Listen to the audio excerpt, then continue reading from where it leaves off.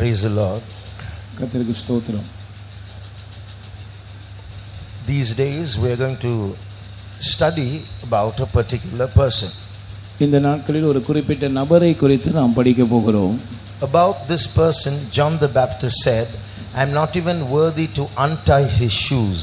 அவருடைய பாதரட்சையினுடைய வாரை அவிழ்க்கிறதற்கும் கூட நான் பாத்திரன் அல்ல என்று இந்த நபரை குறித்து யோவான் ஸ்நானகன் சொன்னார். When Peter saw this man, he said, depart from me, for I am a sinful man.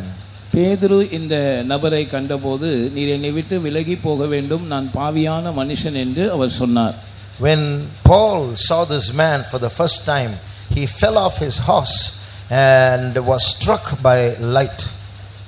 Pavul இந்த நபரை முதல் முறையாக கண்டபோது அவர் தன்னுடைய குதிரையின் மேலிருந்து கீழே விழுந்தார். வானத்திலிருந்து ஒரு ஒளி அவரை சடுதியாக தாக்கினது. When John saw this man in his resurrected form, he fell at his feet as dead. இந்த நபர் தன்னுடைய உயிர்த்தெழுந்த அந்த வடிவத்தில் இருந்தபோது அவரை கண்டதான யோவான் அப்போஸ்தலன் செத்தவனை போல அவருடைய பாதத்தில் விழுந்தார். This person is the greatest person who ever lived. இந்த நபர்தான் உலகத்தில் வாழ்ந்தவர்களிலேயே மிகப்பெரிய மனிதர். This person's story is the greatest story ever told. இந்த நபரை பற்றிய கதைதான் சொல்லப்பட்ட கதைகள் எல்லாவற்றிலும் சால சிறந்த கதையாய் இருக்கிறது. The sacrifice that this person made is the greatest sacrifice that a man can make. இந்த நபர் செய்ததான அந்த தியாகம், அந்த பலிதான் ஒரு மனிதன் செய்யக்கூடியதிலேயே மிக சிறந்த உன்னதமான தியாகமாய் இருக்கிறது. And the offer he has given us to be with him forever and ever is the greatest offer ever made. நித்தியமாக அவரோடு கூட நாம் இருக்கும்படியாக நமக்கு அவர் கொடுத்திருக்கிறதான இந்த வாய்ப்பு தான் மனிதர்களுக்கு கிடைத்திருக்கிற எல்லா வாய்ப்புகள், சலுகைகள் எல்லாவற்றிலேயும் மிக தலைசிறந்த சலுகையாய் வாய்ப்பாக இருக்கிறது. And the best part is this best person, this greatest person is in our midst today. மிக சிறந்த விஷயம் என்னவென்று சொன்னால் இந்த மிக சிறந்த நபர் நம்முடைய மத்தியில் இன்றைக்கு இருக்கிறார். He is the reason we are here together.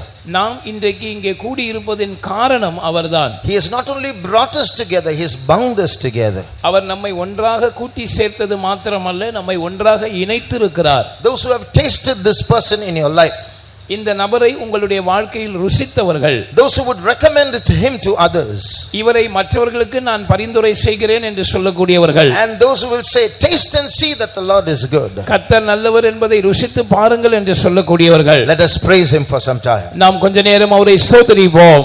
Stotra, stotra Bappa, stotra, how great are you Lord, we praise you. Shabdina mankara mausaba kalamani amtuda.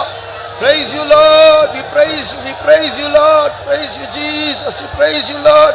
Thank you Savior, thank you Jesus, thank you Jesus. Amen.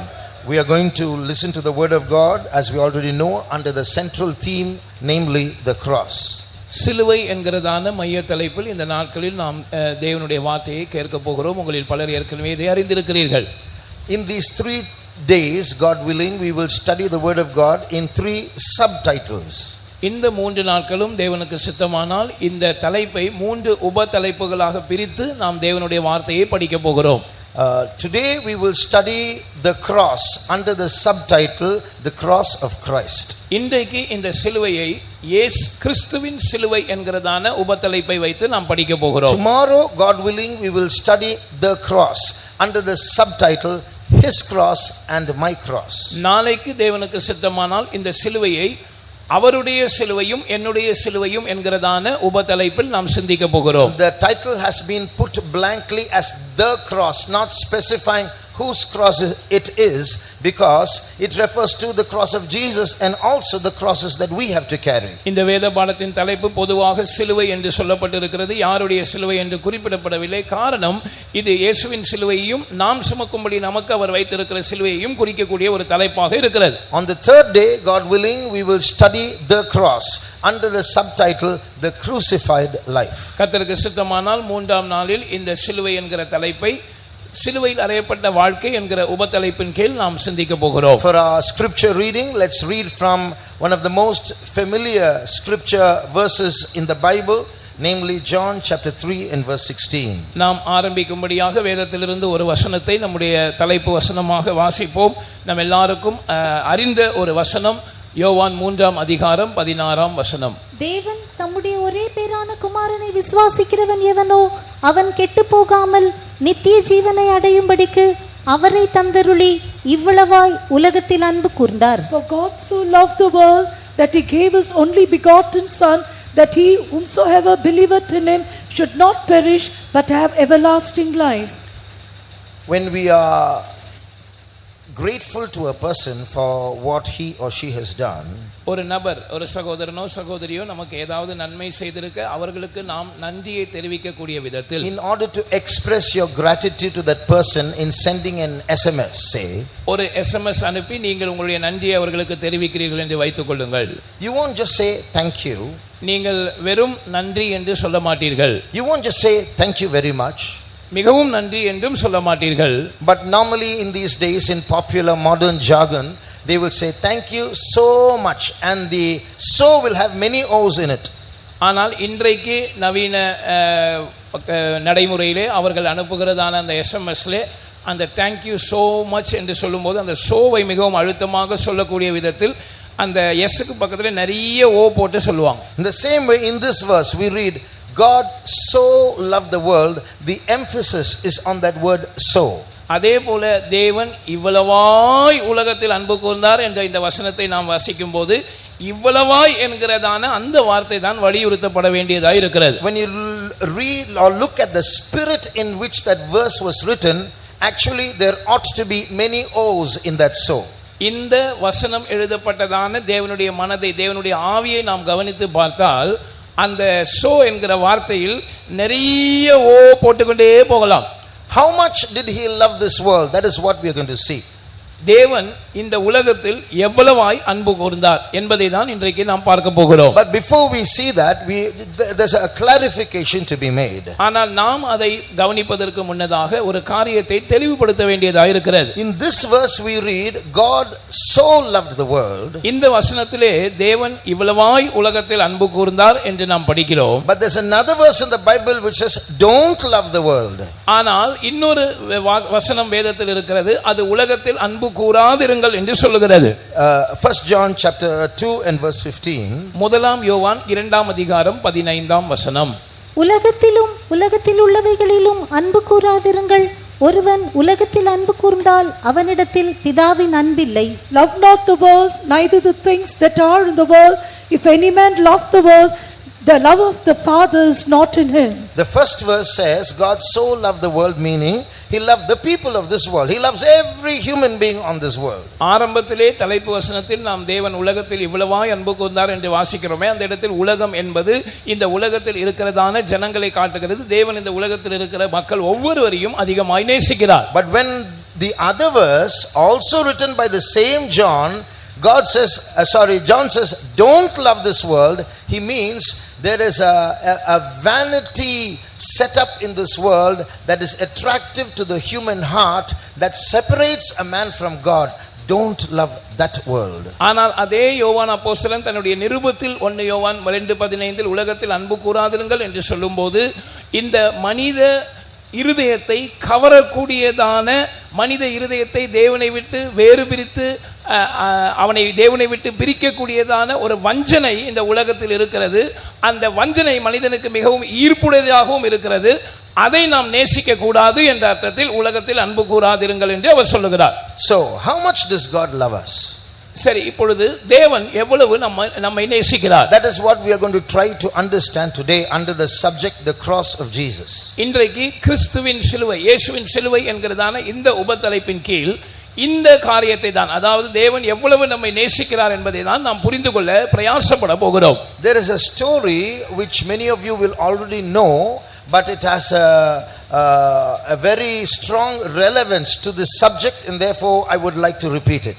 உங்களில் பலருக்கும் ஏற்கனவே தெரிந்திருக்கக்கூடியதான ஒரு கதை இருக்கிறது. ஆனால் இந்த தலைப்போடு அது மிகவும் ஒத்து போகக்கூடியதா இருக்கிறபடினா நான் மறுபடியும் இந்த இடத்தில் அதை சொல்ல விரும்புகிறேன். There was a young boy who committed a very heinous crime, and he was imprisoned for that. மிகவும் மோசமான ஒரு குற்றம் புரிந்து அதற்காக சிறையில் அடைக்கப்பட்டதான ஒரு வாலிபன் இருந்தான். he brought shame to his society, to his family, to his parents. அவன் தன்னுடைய சமுதாயத்துக்கும் தன்னுடைய குடும்பத்துக்கும் தன்னுடைய பெற்றோருக்கும் அவர்களுடைய நற்பெயருக்கு களங்கம் விளைவித்து விட்டான். So he had to spend a long term in prison. எனவே அவன் நீண்ட ஆண்டு காலமாக சிறையில் இருக்க வேண்டியதாயிருந்தது. In prison he started feeling had this feeling of remorse about himself and started repenting of his ways. அவன் தன்னை குறித்தே ஒரு உணர்வடைந்தவனாக தன்னுடைய பொல்லாத வழிகளை குறித்து ஒரு மனஸ்தாபம் அவனுக்குள் உண்டாகி மனம் திரும்ப ஆரம்பித்தான். After his long tenure of imprisonment, when he was released, நீண்ட கால சிறைவாசத்துக்கு பிற்பாடு அவன் சிறையிலிருந்து விடுதலையாக்கப்பட்ட போது he wrote a letter to his parents. அவன் தன்னுடைய பெற்றோருக்கு ஒரு கடிதம் எழுதினான். I realize what a shame I have been to you. நான் உங்களுக்கு எவ்வளவு ஒரு அவமானமாக இருந்திருக்கிறேன் என்று நான் இப்பொழுது உணர்கிறேன். I am not worthy to be called your son. உங்களுடைய பிள்ளை என்று அழைக்கப்பட எனக்கு தகுதி இல்லை. I don't have the guts to face you. உங்களை எதிர்கொள்ளக்கூடியதான அந்த தைரியம் எனக்கு இல்லை. I don't know if you will accept me, and if you reject me, I can't stand that shame. என்னை நீங்கள் ஏற்றுக்கொள்வீர்களா என்று எனக்கு தெரியவில்லை. ஒருவேளை நீங்கள் என்னை புறக்கணித்து விட்டால் அந்த அவமானத்தை என்னால் தாங்க முடியாது. So I hesitate to come back home. எனவே நான் வீட்டுக்கு திரும்பி வர தயங்குகிறேன். But I still want to know if you will accept me or not. ஆனாலும் எனக்கு ஒரு காரியம் தெரிந்து கொள்ள வேண்டும் என்ற ஆசையா இருக்கிறது. நீங்கள் என்னை ஏற்றுக்கொள்வீர்களா மாட்டீர்களா? So I will do this.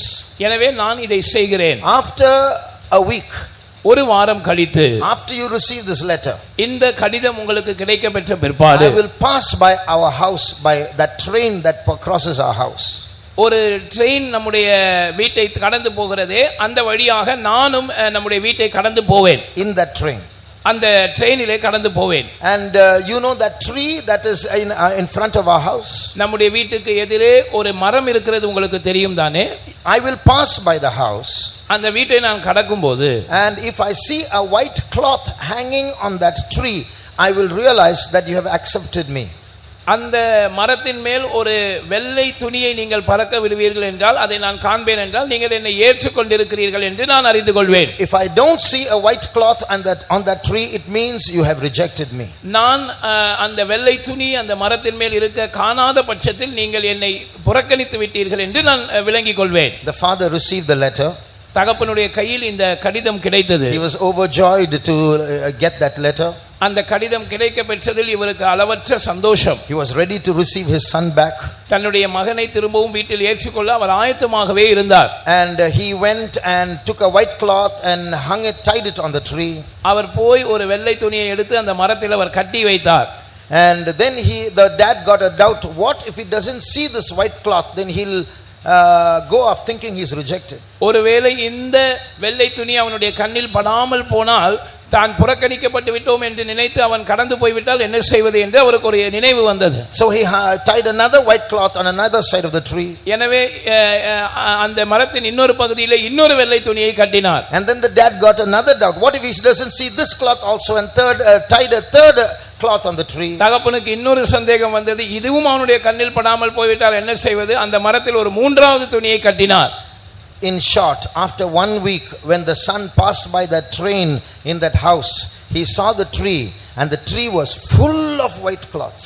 சுருக்கமாய் சொல்ல வேண்டுமானால் ஒரு வாரம் கழித்து அந்த வழியாய் போகிற அந்த ட்ரெயினிலே அந்த பையன் அந்த வீட்டை கடக்கிற நேரத்தில் அந்த மரத்தை அவன் காணக்கூடியவனாக இருக்கும்போது அந்த மரம் முழுக்க வெள்ளை துணிகள் கட்டப்பட்டிருக்கிறதை கண்டான். In the same way, அதே போல when Jesus wanting to show his love for us, இயேசு தம்முடைய அன்பை நமக்கு காண்பிக்க விரும்பின அந்த சந்தர்ப்பத்தில், when his love was expressed in dying on the cross for our sakes, இயேசு நம் நிமித்தமாக சிலுவையில் மரித்தபோது தம்முடைய அன்பை அவர் வெளிப்படுத்தின வேளையில், after we fell into sin, நாம் பாவத்தில் விழுந்த பிற்பாடு, knowing that he was the lamb foreordained to be a savior for our sins, அவர் நம்முடைய பாவங்களிலிருந்து நம்மை ரட்சிக்கக்கூடிய ஒரு இரட்சகராக, ஒரு முன்குறிக்கப்பட்டதான ஆட்டுக்குட்டியாக இருக்கிறார் என்பதை அவர் அறிந்து கொண்டு, just like the dad of that boy hung white cloths all over the place, we see the cross represented all over the place in history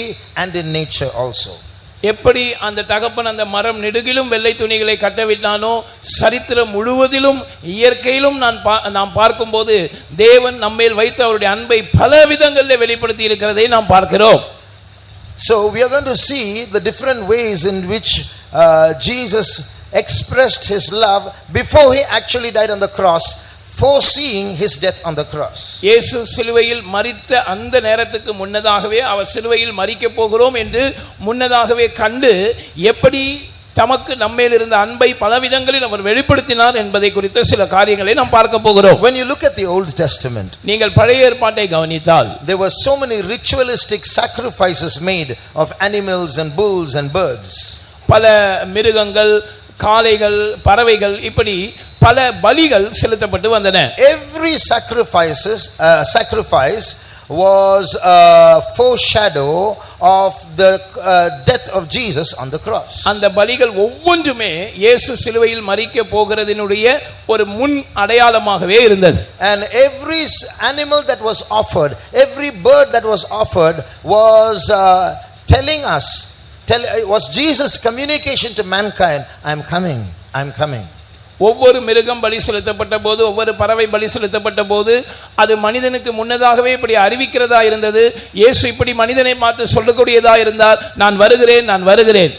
The Israelites celebrated certain feasts. இஸ்ரவேல் ஜனங்கள் சில பண்டிகைகளை ஆசரித்தார்கள். One was the feast of Passover. ஒன்று பஸ்கா பண்டிகை. The Passover was a foreshadow of Jesus, the true Lamb of God, who was coming to die one particular year.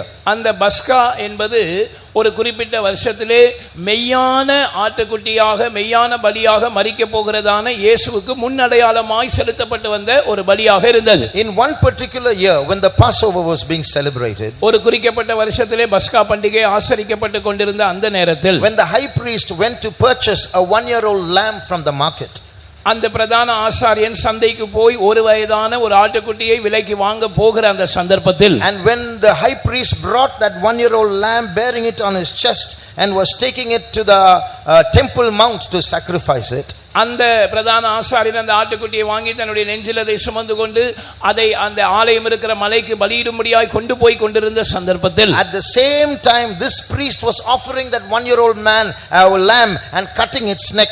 The true Lamb of God that taketh away the sins of the world, Jesus Christ, came from another entrance and he hung on the cross for us. அந்த பிரதான ஆசாரியன் இந்த எழுத்தின்படியான ஆட்டுக்குட்டியை அதை அறுத்து அதை பலியாக செலுத்தி கொண்டிருந்த அதே வேளையில் மெய்யான பலியாகிய, மெய்யான ஆட்டுக்குட்டியாகிய உலகத்தின் பாவத்தை சுமந்து தீர்க்கிற இயேசு எருசலேமின் மற்றொரு வாசல் வழியாக உள்ளே வந்து நமக்காக சிலுவையில் தொங்கி மரித்தார். Like this, in some other ways also, Jesus expressed how he is going to come and die on the cross for us. இதே போல இன்னும் பல விதங்களிலும் இயேசு எப்படி நமக்காக வந்து சிலுவையில் மரிக்க போகிறார் என்பதை அவர் வெளிப்படுத்தி காட்டினார். So from the pictures behind, we are going to see one by one how the cross has been represented in various areas. எனவே பல்வேறு இடங்களிலும் எப்படி இந்த சிலுவை ஒரு நிழலாட்டமாக சொல்லப்பட்டிருக்கிறது என்பதை கீழே இருக்கிற பின்பாக இருக்கிற படங்களில் இருந்து நாம் பார்க்க போகிறோம். We'll start with the tabernacle.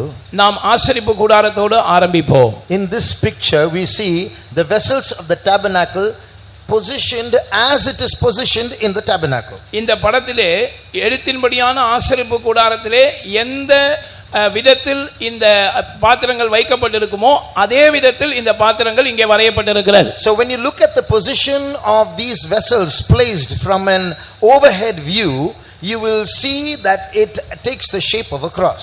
மேலே இருந்து இந்த ஆசரிப்பு கூடாரத்தின் பனிமுட்டுகள் வைக்கப்பட்டதான அந்த காட்சியை நீங்கள் பார்த்தால் அது ஒரு சிலுவையின் வடிவத்தில் இருக்கிறதை நீங்கள் பார்க்க முடியும். We don't know if God intentionally placed those vessels in that shape. தேவன் தெரிந்துதான் இந்த வடிவத்தில் இந்த பாத்திரங்களை அப்படி வைத்தாரா என்று நமக்கு தெரியவில்லை. But one thing is sure, if we can see a pattern there, God himself would have seen it there. ஆனால் ஒரு காரியத்தை நாம் நிச்சயமாய் சொல்ல முடியும், இப்படி ஒரு மாதிரியை நம்மால் இங்கே காண முடியும் என்றால் நிச்சயமாக தேவன் அதை கண்டிருப்பார். And the Bible says the tabernacle, or that place, temporary place of worship that God asked the Israelites to make so that they might worship God assembled at that place, is a shadow of heavenly things. வேதம் சொல்லுகிறது, இஸ்ரவேல் ஜனங்கள் கூடி கர்த்தரை ஆராதிக்கும்படியாக அவர்களுக்காக ஏற்படுத்தப்பட்டதான இந்த எழுத்தின்படியான ஆசரிப்பு கூடாரமானது பரலோகத்தில் உள்ளவைகளின் சாயலுக்கும் நிழலுக்கும் ஒத்திருக்கிறது என்று நாம் வேதத்தில் வாசிக்கிறோம். If you look at this picture, இந்த படத்தை நீங்கள் பார்ப்பீர்கள் என்றால் this is the camp of Israel, இது இஸ்ரவேல் ஜனங்களுடைய பாளையத்தை காட்டுகிறது. and right there in the middle where that arrow is the tabernacle. That's where God descended. That's where the sacrifices were made. இப்பொழுது நான் உங்களுக்கு சுட்டி காட்டுகிற அந்த இடத்துல தான் ஆசரிப்பு கூடாரம் இருந்தது. அங்கே தான் தேவன் இறங்கி வரக்கூடியவராய் இருந்தார். அங்கே தான் பலிகள் செலுத்தப்பட்டது. And it was inside that these vessels were placed in this position. அந்த ஆசரிப்பு கூடாரத்துக்குள் தான் இந்த நிலையில் இந்த பனிமுட்டுகள் வைக்கப்பட்டிருந்தன.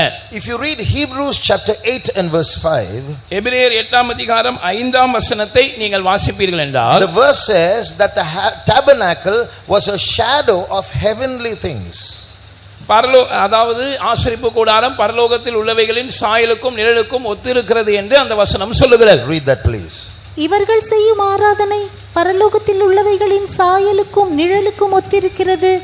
அப்படியே மோசே கூடாரத்தை உண்டு பண்ண போகையில் மலையிலே உனக்கு காண்பிக்கப்பட்ட மாதிரியின்படியே நீ எல்லாவற்றையும் செய்ய எச்சரிக்கையாயிரு என்று தேவன் அவனுக்கு கட்டளையிட்டார். Who serve him unto the example and shadow of heavenly things, as Moses was admonished of God when he was about to make the tabernacle, for said he that hath make all things according to the pattern showed to thee in the mount. So this verse is saying, this tabernacle that we saw just now, that Israelites made, was made after a blueprint which Moses saw in heaven.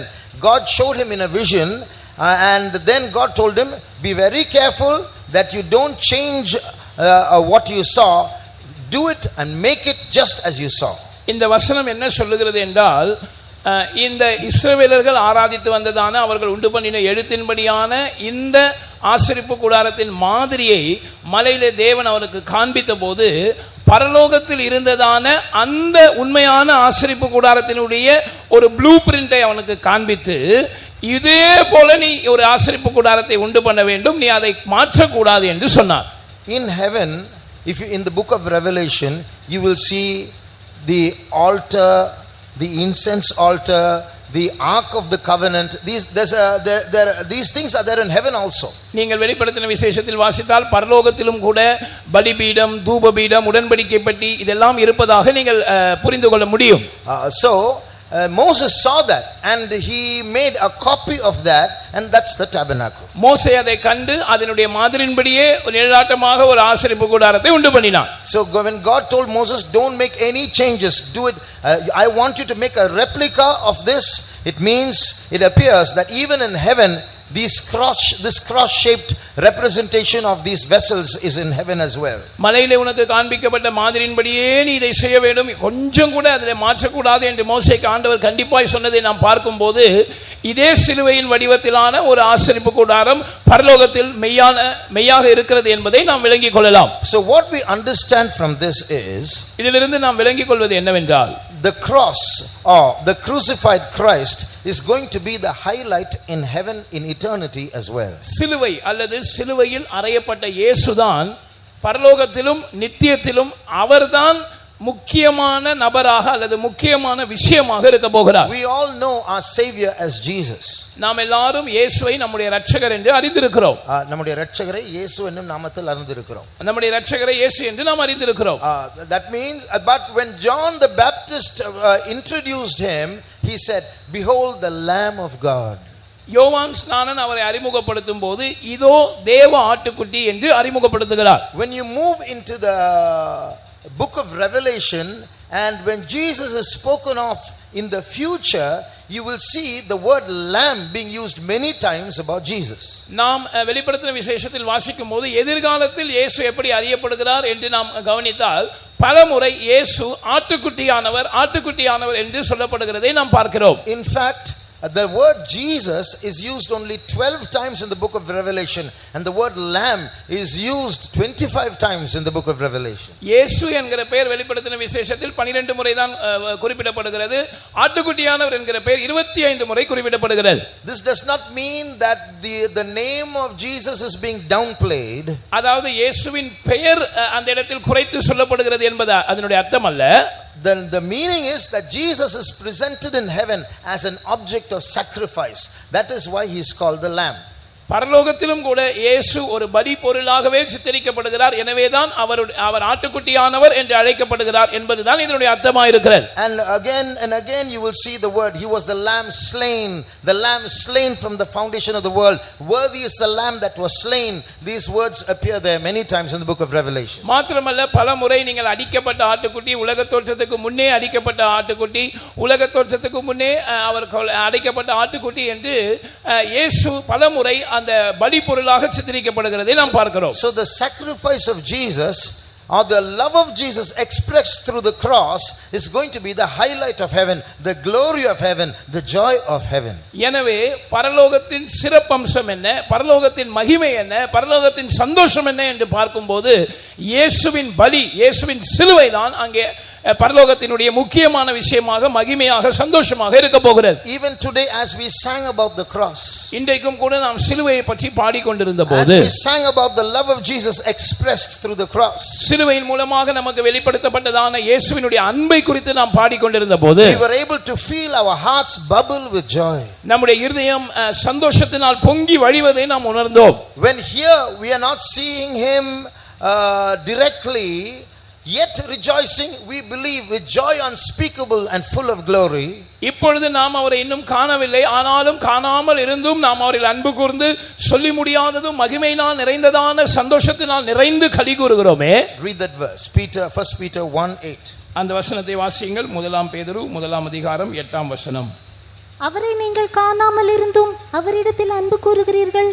இப்பொழுது அவரை தரிசியாமல் இருந்தும் அவரிடத்தில் விசுவாசம் வைத்து சொல்லி முடியாததும் மகிமையால் நிறைந்ததுமாயிருக்கிற சந்தோஷம் உள்ளவர்களாய் களி கூர்ந்து, whom having not seen he loved, in whom though now we see him not, yet believing he rejoiced with joy unspeakable and full of glory. How many of you have seen Jesus with your literal eyes? உங்களுடைய எழுத்தின்படியான கண்களினால் எத்தனை பேர் இயேசுவை பார்த்திருக்கிறீர்கள்? Put up your hands.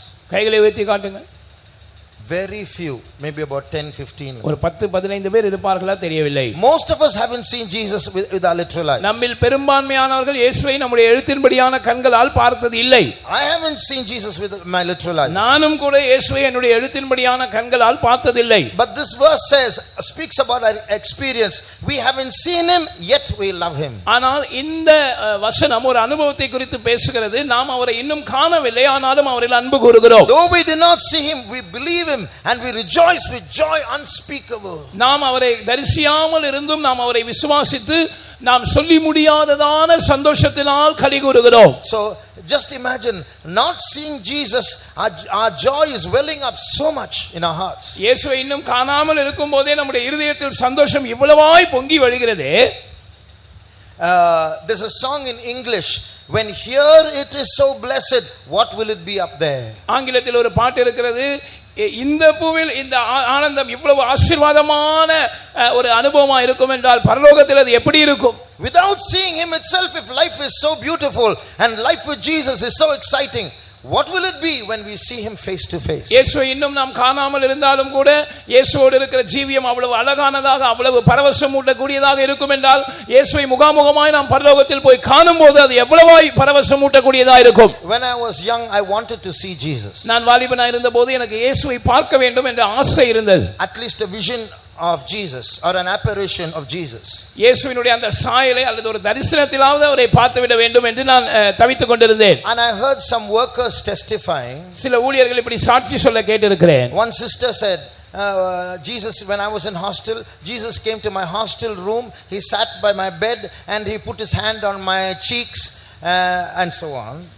நான் ஹாஸ்டலில் தங்கி படித்துக் கொண்டிருக்கும் போது இயேசு என்னுடைய அறைக்கு வந்தார், என்னுடைய கட்டிலில் அவர் என் பக்கத்தில் உட்கார்ந்தார், என்னுடைய கன்னத்தில் அவர் இப்படி கை வைத்தார், இப்படிலாம் சொல்லிட்டே போனாங்க. Another sister said, Jesus walked with me 3 kilometers and he told me many things. He was walking with me. இன்னொரு சகோதரி சாட்சி சொல்ல கேட்டேன், இயேசு என்னோடு 3 கிலோமீட்டர் தூரம் நடந்து வந்தார், பல காரியங்களை என்னோடு பேசி கொண்டு வந்தார், இயேசு என் பக்கத்தில் நடந்து வருகிறதை நான் கண்ணார கண்டேன் என்று சொன்னார்கள். When I heard these testimonies, I got angry and jealous. நான் இப்படிப்பட்ட சாட்சிகளை கேட்கும் போது எனக்கு கோபம் வந்தது, பொறாமை வந்தது. What, Jesus, this is not fair. இயேசுவே இது என்ன, இது சரியில்லையே. You will go to some people's hostel room, you will walk with some people, and some people you will never show yourself. நீங்க சிலருடைய ஹாஸ்டல் ரூம் வரைக்கும் போவீங்க, சிலரோட நடந்து போவீங்க, சிலருக்கு உங்களை காட்டவே மாட்டீங்க. இது என்ன நியாயம்? And then I heard a still small voice. அதை தொடர்ந்து எனக்கு ஒரு அமர்ந்த மெல்லிய சத்தம் கேட்டது. Blessed is he that hath not seen and yet hath believed. காணாதிருந்தும் விசுவாசிக்கிறவர்கள் பாக்கியவான்கள். When I heard that voice, I said, okay, don't show yourself to me. I'll see you there, Lord. அந்த சத்தம் கேட்டபோது நான் சொன்னேன், சரி நீங்க இப்ப எனக்கு உங்களை காட்ட வேண்டாம், நான் அங்க பாத்துக்கிறேன் அப்படினு. So one day we are going to see Jesus face to face. ஒரு நாள் இயேசுவை முகாமுகமாய் நாம் காண போகிறோம். We are going to see the crucified Jesus face to face. இயேசுவை சிலுவையில் அறையப்பட்ட இயேசுவை நாம் முகாமுகமாய் காண போகிறோம். Hallelujah. Hallelujah. You know, Jesus' body is a transformed body today. இன்றைக்கு இயேசுவின் சரீரம் ஒரு மறுரூபமடைந்த சரீரம். Jesus is here not in just a spirit form, he is here in our midst in a transformed body. இயேசு ஆவியிலே மாத்திரம் இங்கே நம்முடைய மத்தியிலே இல்லை, மறுரூப சரீரத்திலேயும் இங்கே நம்முடைய மத்தியில் அவர் இருக்கிறார். In that transformed body, the scars of his hands and feet are there. அந்த மறுரூபமடைந்த அவருடைய சரீரத்தில் அவருடைய கை கால்களில் உண்டான அந்த காயங்கள் இருக்கிறது. When Jesus appeared to Thomas in his transformed body, தன்னுடைய மறுரூபமடைந்த சரீரத்தில் தோமாவுக்கு இயேசு தரிசனமான போது, Thomas didn't believe that Jesus rose from the dead. தோமா அதுவரையிலும் இயேசு மரித்தோரிலிருந்து எழுந்ததை விசுவாசிக்கவில்லை. Just like people of this world today say, seeing is believing. இன்றைக்கு இந்த உலகத்தார் சொல்வது போல காண்பதுதான் நிஜம் என்று, காண்பதை தான் நாம் நம்ப வேண்டும் என்று சொல்வது போல, Thomas said, only when I see I will believe. நான் கண்டாலொழிய நான் விசுவாசிக்க மாட்டேன், கண்டுதான் விசுவாசிப்பேன் என்று தோமா சொன்னார். And he saw Jesus. இயேசுவை அவர் கண்டார். Jesus showed the holes in his hands. இயேசு தன்னுடைய கைகளில் இருந்த ஓட்டைகளை காண்பித்தார். Jesus showed the hole in his side. இயேசு தன்னுடைய விலாவில் இருந்த அந்த ஓட்டையை காண்பித்தார். Touch me and feel me. என்னை தொட்டு பார். My Lord and my God, he said. சொன்னார், என் ஆண்டவரே, என் தேவனே. We call him doubting Thomas. நாம் அவரை சந்தேகிக்கிற தோமா என்று சொல்லுகிறோம். But remember, after he touched Jesus, he came to Chennai and gave his life for Jesus. ஆனால் இயேசுவை தொட்டு பார்த்த பிற்பாடு அவர் சென்னைக்கு வந்து இயேசுவுக்காக தன்னுடைய ஜீவனை கொடுத்தவர் என்பதை நாம் மறந்து போக கூடாது. Yeah, in the same way, one day we are going to see this Jesus face to face. அதே போல ஒரு நாள் இயேசுவை நாம் முகமுகமாய் காண போகிறோம். One day Jesus was walking with two of his disciples. ஒரு நாள் இயேசு தம்முடைய இரண்டு சீஷர்களோடு நடந்து போய் கொண்டிருந்தார். The disciples did not know that that was Jesus. அது இயேசுதான் என்பதை அந்த சீஷர்கள் அறிந்திருக்கவில்லை. And Jesus was asking them without showing himself, what are you talking about? தம்மை வெளிப்படுத்தாமல் இயேசு அவர்களிடத்தில் கேட்கிறார், நீங்கள் எதை பற்றி சம்பாஷித்துக் கொண்டிருக்கிறீர்கள்? And these disciples says, you don't know what's going on here? நடக்கிறது என்னன்னு உங்களுக்கு தெரியலையா என்று அவர்கள் கேட்கிறார்கள். Jesus would have thought to himself, you are the ones who don't know what's going on. இயேசு தன்னுடைய மனதில் இப்படி நினைத்திருப்பார், உங்களுக்கு தான் என்ன நடக்குதுன்னு புரியல. Nevertheless he walked with them. ஆனாலும் பேசிக்கொண்டே போகிறார். And then when he went to their house, அவர்களுடைய வீட்டுக்கு அவர் போனபோது, the Bible says when he broke bread, immediately they recognized him. அவர் அப்பத்தை பிட்டபோது உடனடியாக அவர்கள் அவரை அறிந்து கொண்டார்கள் என்று வேதம் சொல்லுகிறது. It is likely that when he broke that bread, they saw the hole in his hands, and that's when they realized, hey, this is Jesus, and he disappeared. ஒருவேளை இப்படி இருக்குமா, அவர் இப்படி தன்னுடைய கைகளினால் அந்த அப்பத்தை பிட்கும் போது அந்த கைகளில் ஆணிகளால் உண்டான அந்த காயங்களை, அந்த ஓட்டையை அவர்கள் கண்டு இது இயேசுவாச்சே என்று உணர்ந்த போது அவருடைய பார்வைக்கு அவர் மறைந்து போனார். Those of you who have set your faith on him, உங்கள் விசுவாசத்தை அவர்கள் மேல் வைத்திருக்கிற நீங்கள், wait for a few more days. இன்னும் சில நாட்கள் காத்திருங்கள். He is going to come back. அவர் மறுபடியும் வரப்போகிறார். You and I are going to see him face to face. நீங்களும் நானும் அவரை முகாமுகமாய் காண போகிறோம். We are going to see his nail pierced hands and feet. ஆணி கடாவப்பட்ட அவருடைய கரங்களையும் கால்களையும் நாம் காண போகிறோம். And your hope will not be ashamed. உங்களுடைய நம்பிக்கை உங்களை வெட்கப்படுத்தாது. Hallelujah. Hallelujah. A second sign that you see in history about the cross. சரித்திரத்தில் இந்த சிலுவையை நிலைநாட்டமாய் நாம் காண்கிறதான இரண்டாவது அடையாளம், when you look at the encampment of Israel, இஸ்ரவேல் ஜனங்கள் பாளையம் இறங்கின அந்த விதத்தை நீங்கள் பார்க்கும்போது, when the Israelites journeyed from Egypt to Canaan, இஸ்ரவேல் ஜனங்கள் எகிப்திலிருந்து கானானை நோக்கி பிரயாணப்பட்டு கொண்டிருந்த போது, they camped in different places. அவர்கள் பல்வேறு இடங்களில் பாளையம் இறங்கினார்கள். And when they camped in different places, பல்வேறு இடங்களில் அவர்கள் பாளையம் இறங்கின போது, now today when you all came to this place, you all sat wherever you liked. The Israelites can't do that. இன்றைக்கு இந்த இடத்துக்கு நீங்கள் வந்தபோது உங்களுக்கு விருப்பமான இடங்களில் நீங்கள் அமர்ந்தீர்கள். ஆனால் இஸ்ரவேலர்கள் அப்படி பாளையம் இறங்க முடியாது. They had been given specifications of where they should pitch tent with respect to the tabernacle. இந்த ஆசரிப்பு கூடாரத்தை மையமாக வைத்து அவர்கள் எந்த இடத்தில் தங்களுடைய பாளையத்தை அமைக்க வேண்டும் என்று குறிப்பிட்டு அவர்களுக்கு சொல்லப்பட்டிருந்தது. That arrangement, the details of the arrangement on how the 12 tribes should be divided around the tabernacle is mentioned in Numbers chapter 2. இந்த ஆசரிப்பு கூடாரத்தை சுற்றிலும் இந்த 12 கோத்திரங்களுடைய பாளையங்கள் எப்படி அமைக்கப்பட வேண்டும் என்பதை குறித்த விவரங்கள் என்னாகமம் 2ஆம் அதிகாரத்தில் சொல்லப்பட்டிருக்கிறது. So there were 13 tribes, Joseph's children forming 2 tribes. மொத்தமாக 13 கோத்திரங்கள் இஸ்ரவேலில் இருந்தது. ஏனென்றால் யோசேப்பின் குமாரர் 2 கோத்திரங்களாக பிரிந்தார்கள். Now you look at the chart. இந்த படத்தை நீங்கள் பாருங்கள். In the center you see the tabernacle. அந்த மத்தியிலே நீங்கள் ஆசரிப்பு கூடாரத்தை பார்க்கலாம். Around the center you see some red tents. அந்த ஆசரிப்பு கூடாரத்தை சுற்றி சிவப்பு நிறத்தில் சில கூடாரங்களை நீங்கள் பார்க்கிறீர்கள். That is the tribe of Levi. அதுதான் லேவி கோத்திரம்.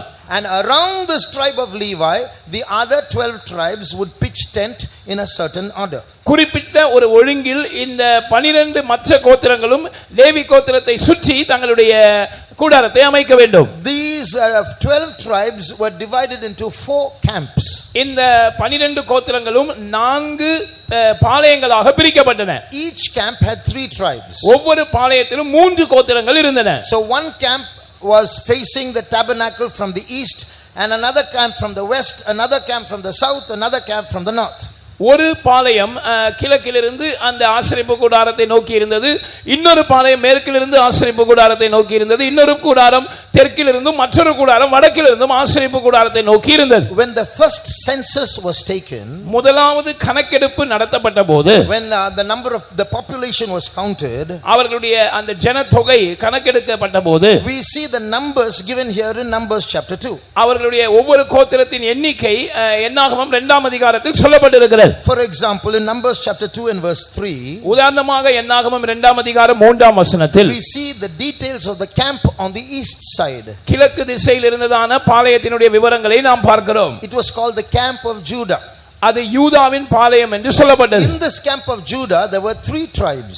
இந்த யூதாவின் பாளையத்தில் 3 கோத்திரத்தார் அடங்கி இருந்தார்கள். One was the tribe of Judah, ஒன்று யூதா கோத்திரம், and the second was Issachar, இரண்டாவது இசக்கார் கோத்திரம், and the third was Zebulun. மூன்றாவது செபுலோன் கோத்திரம். How many were in each tribe is specified. ஒவ்வொரு கோத்திரத்திலும் எத்தனை பேர் இருந்தார்கள் என்று அங்கே And குறிப்பிடப்பட்டிருக்கிறது. what was the total of these 3 tribes put together is also specified. இந்த 3 கோத்திரங்கள் அடங்கிய யூதா பாளையத்தின் மொத்த ஜனத்தொகை என்ன என்றும் சொல்லப்பட்டிருக்கிறது. So let us read Numbers chapter 2 and verse 9. என்னாகமம் 2ஆம் அதிகாரம் 9ஆம் வசனத்தை வாசிப்போம். எண்ணப்பட்ட யூதாவின் பாளையத்தார் எல்லாரும் தங்கள் சேனைகளின்படியே 186,400 பேர் இவர்கள் பிரயாணத்திலே முதற் பாளையமாய் போக கடவர்கள். All that were numbered in the camp of Judah were 100,000 and 80,000 and 6,400 throughout the armies. These shall first set forth. So here we see the number of the first camp. இங்கே முதலாவது பாளையத்தினுடைய எண்ணிக்கையை நாம் பார்க்கிறோம். 1,86,400. 1,86,400 பேர். This is the biggest camp. இதுதான் மிகப்பெரிய பாளையம். So if you look at the picture of the camp of Israel, இஸ்ரவேல் பாளையத்தினுடைய அந்த படத்தை நீங்கள் பார்க்கும்போது, this is the camp of Judah, the biggest camp. இதுதான் யூதாவின் பாளையம், மிகப்பெரிய ஜனத்தொகை. So that is the longest strip. அதுதான் மிகப்பெரிய நீளமான ஒரு பாளையம். So the details or the numbers or the totals of the other camps are also given in Numbers 2. மற்ற 3 பாளையத்தினுடைய ஜனங்கள் எவ்வளவு பேர் என்ற அந்த தொகையும் கூட என்னாகமம் 2ஆம் அதிகாரத்தில் சொல்லப்பட்டிருக்கிறது. So making a small calculation about the population of each of these camps in those 4 directions, ஒரு சின்ன நாம் கணக்கெடுப்பை நாம் செய்தால் இந்த 4 திசைகளிலும் இருக்கிறதான 3 கோத்திரங்கள் அடங்கிய 4 பாளையங்களையும் நாம் பார்த்தால், you will get the picture of the cross. நீங்கள் அந்த சிலுவையின் வடிவத்தை காணலாம். Sometimes when we read the Bible and we read books like the book of Numbers and you go through all these numbers, we wonder, isn't it, Why is such a boring book? God could have written something more important, isn't it? சில வேளை பழைய ஏற்பாட்டின் சில புத்தகங்களை பார்க்கும்போது, உதாரணமாக என்னாகமத்தை எல்லாம் வாசிக்கும் போது, ஒவ்வொரு பாளையத்திலும் எத்தனை பேர் இருந்தாங்க என்ற அந்த எண்ணிக்கையை எல்லாம் பார்க்கும்போது, எதற்காக தேவையற்ற மிகவும் சலிப்பூட்டுகிற இந்த விவரங்களை எல்லாம் தேவன் எழுதலாம், கொஞ்சம் உபயோகமான சுவாரஸ்யமான எதையாவது எழுதியிருக்கலாமே அப்படின்னு நம்ம யோசிக்கிறோம் இல்லையா? But Jesus said, in the volume of the book it is written of me, which means in some so-called seemingly unnecessary details which we find boring, like this one, you see the cross or the history of Jesus or the prophecy of Jesus encoded in those numbers. ஆனால் புத்தக சுருளில் என்னை குறித்து எழுதி இருக்கிறது என்று இயேசு சொன்னாரே, அதுபோல நாம் நமக்கு சலிப்பூட்டுவதா இருக்கிற தேவையற்றதாய் தோன்றுகிற இப்படிப்பட்ட விவரங்களில், இப்படிப்பட்ட எண்ணிக்கையிலும் கூட இயேசுவை அல்லது அவரை பற்றிய சரித்திரத்தை அல்லது அவருடைய சிலுவையை நாம் பார்க்கக்கூடியவர்களாக இருக்கிறோம். If God had intentionally designed this cross in the camp of Israel, just think and see what kind of calculation should God have made to bring this cross into existence. தேவன் தெரிந்துதான் இப்படிப்பட்ட விவரங்களை இந்த இஸ்ரவேல் ஜனங்கள் பாளையம் இறங்குகிற அந்த விஷயத்தில் செய்திருப்பார் என்றால், இப்படி ஒரு தோற்றம் வருவதற்கு எவ்வளவு நுட்பமாக தேவன் அந்த பாளையங்களை அமைத்திருப்பார் என்று நீங்கள் யோசித்து பாருங்கள். Now we know the history of a man called Balaam who tried to curse Israel. இஸ்ரவேல் ஜனங்களை சபிக்க முற்பட்டதான பிலேயாம் என்கிற மனிதனுடைய சரித்திரத்தை நாம் அறிந்திருக்கிறோம். This man Balaam, in some places is called the prophet. He is not a Jewish prophet, he is a heathen prophet, a false prophet, and in other places he is called a soothsayer. In another place it's written he used enchantments. இந்த பிலேயாமை சில இடத்தில் தீர்க்கதரிசி என்று குறிப்பிடப்பட்டிருந்தாலும் அவன் ஒரு யூத தீர்க்கதரிசி அல்ல, அவன் ஒரு புறஜாதியை சேர்ந்த தீர்க்கதரிசி. அவன் ஒரு குறி சொல்லுகிறவன். சில நேரங்களில் அவன் அஞ்சனம் பார்க்கிறவனாக அல்லது பில்லிசூனியம் நிமித்தம் பார்க்கிறவனாக இருந்தான் என்று வேதம் சொல்லுகிறது. So this man was not an ordinary man. He was an international witch doctor, a magician summoned by a heathen king to curse Israel. எனவே இந்த மனிதன் ஒரு சாதாரண மனிதன் அல்ல, அவன் சர்வதேச அளவில் பிரபலமான ஒரு மந்திரவாதியாக அல்லது ஒரு பில்லிசூனியம் வைக்கிறவனாக இருந்தான். இஸ்ரவேலை சபிக்கும்படியாக ஒரு புறஜாதி ராஜா அவனை அழைப்பித்திருந்தான். We know how Balaam climbed up 3 hilltops to get a good view of the whole camp in order to curse Israel. இந்த இஸ்ரவேல் பாளையத்தினுடைய முழுமையான ஒரு பார்வை அவனுக்கு கிடைக்கும்படியாக 3 கொடிமுடிகளில் அந்த மனிதன் ஏறினதாகவும் இஸ்ரவேலை அவன் சபிக்க முற்பட்டதாகவும் நாம் அறிந்திருக்கிறோம். Now when you see the picture of this camp, you can imagine what Balaam would have seen when he got up on the hilltop to see this. இப்பொழுது இந்த படத்தை நீங்கள் பார்க்கும்போது, அந்த மலையின் கொடுமுடியில் பிலேயாம் ஏறினபோது அவனுக்கு இப்படிப்பட்ட ஒரு பார்வை கிடைத்திருக்குமா என்பதை நீங்கள் கற்பனை செய்து பார்க்கலாம். Balaam would have seen the cross as well. பிலேயாமும் கூட அவன் இந்த சிலுவையை பார்த்திருப்பான். In the same way, the cross of Jesus is a shadow over our lives, over the church of God, even over this meeting as we worship him. நாம் அவரை ஆராதிக்கும் போது இந்த ஆராதனையிலும் கூட நம்முடைய சபையிலும் கூட தேவனுடைய சபையின் மேல் சிலுவையானது ஒரு நிழலாக, ஒரு பாதுகாப்பாக காணப்படுகிறது. When Balaam saw this camp, இந்த பாளையத்தை பிலேயாம் பார்த்தபோது he thought that he could curse these people. இந்த ஜனங்களை சபிக்கலாம் என்று அவன் நினைத்திருந்தான். But then he thought that he can curse these people. இந்த ஜனங்களை சபித்து விடலாம் என்று அவன் நினைத்திருந்தான். And then he realized that nothing can be done against them. இதை பார்த்த பிற்பாடு இவர்களுக்கு விரோதமாக ஒன்றுமே செய்ய முடியாது என்பதை அவன் உணர்ந்து கொண்டான். It's because he tried to do witchcraft against them and it did not work that he said there is no enchantment against Israel, there is no witchcraft against them. அவர்களுக்கு விரோதமாக பில்லிசூனியம் செய்து அவர்களை சபிக்கலாம் என்று அவன் முற்பட்டு அது நடக்காது என்று உணர்ந்து கொண்டபடியினால் தான் யாக்கோபுக்கு விரோதமான மந்திரவாதமும் இல்லை, இஸ்ரவேலுக்கு விரோதமான குறி சொல்லுதலும் இல்லை என்று அவன் சொன்னான். The beauty of this story is that Israel did not even know that there was a man on a hilltop trying to get rid of them. இந்த கதையின் அழகு என்னவென்று சொன்னால், இஸ்ரவேல் ஜனங்களுக்கு ஒரு மலையின் மேல் தங்களை சபிக்கும்படியாக ஒரு மனிதன் நின்று முயற்சித்துக் கொண்டிருக்கிறான் என்பது தெரியவே தெரியாது. They were worshiping God, they were in their tents. அவர்கள் தங்களுடைய பாளையத்தில் இருந்து தேவனை ஆராதித்துக் கொண்டிருந்தார்கள். In the same way as we worship God in this tent, அதேபோல இந்த கூடாரத்தில் இருந்து நாம் தேவனை ஆராதிக்கும் போது we may not know what is happening in the underworld, in the dark world of demons. இருள் நிறைந்த உலகத்தில், பிசாசுகளின் உலகத்தில் நமக்கு என்ன சம்பவித்துக் கொண்டிருக்கிறது என்று நமக்கு தெரியாமல் இருக்கலாம். But we have our refuge in the shadow of the cross. ஆனால் சிலுவையின் நிழலில் நமக்கு ஒரு தஞ்சம் உண்டு, அடைக்கலம் உண்டு. That shadow of the camp of Israel was before Jesus actually died. இயேசு உண்மையில் மரிப்பதற்கு முன்னதாக தான் இப்படிப்பட்ட ஒரு நிழலாட்டமான சிலுவையின் தஞ்சத்தில் அவர்கள் இருந்தார்கள். But for us the cross is history, not prophecy. ஆனால் நம்மை பொறுத்தளவில் சிலுவை எதிர்காலத்தில் நடக்கக்கூடிய ஒரு தீர்க்கதரிசனம் அல்ல, அது நடந்து நிறைவேறின சரித்திரமாக இருக்கிறது. The crucified Jesus is now the resurrected Jesus in our midst. சிலுவையில் அறையப்பட்ட இயேசு இப்பொழுது நம்முடைய மத்தியில் உயிர்த்தெழுந்த கிறிஸ்துவாய் இருக்கிறார். His shadow, the shadow of his cross is over this place and over your houses and over each one of you. இந்த இடத்தின் மேலும் உங்கள் ஒவ்வொருவர் மேலும் உங்கள் ஒவ்வொருடைய வீடுகள் மேலும் அவருடைய சிலுவையின் நிழல் இருக்கிறது. Therefore there is no enchantment against you, there is no witchcraft against you. எனவே உங்களுக்கு விரோதமான மந்திரவாதம் இல்லை, உங்களுக்கு விரோதமான குறி சொல்லுதல் இல்லை. Amen. Thank God for the resurrected Jesus. உயிர்த்தெழுந்த இயேசுவுக்காக கர்த்தருக்கு ஸ்தோத்திரம்.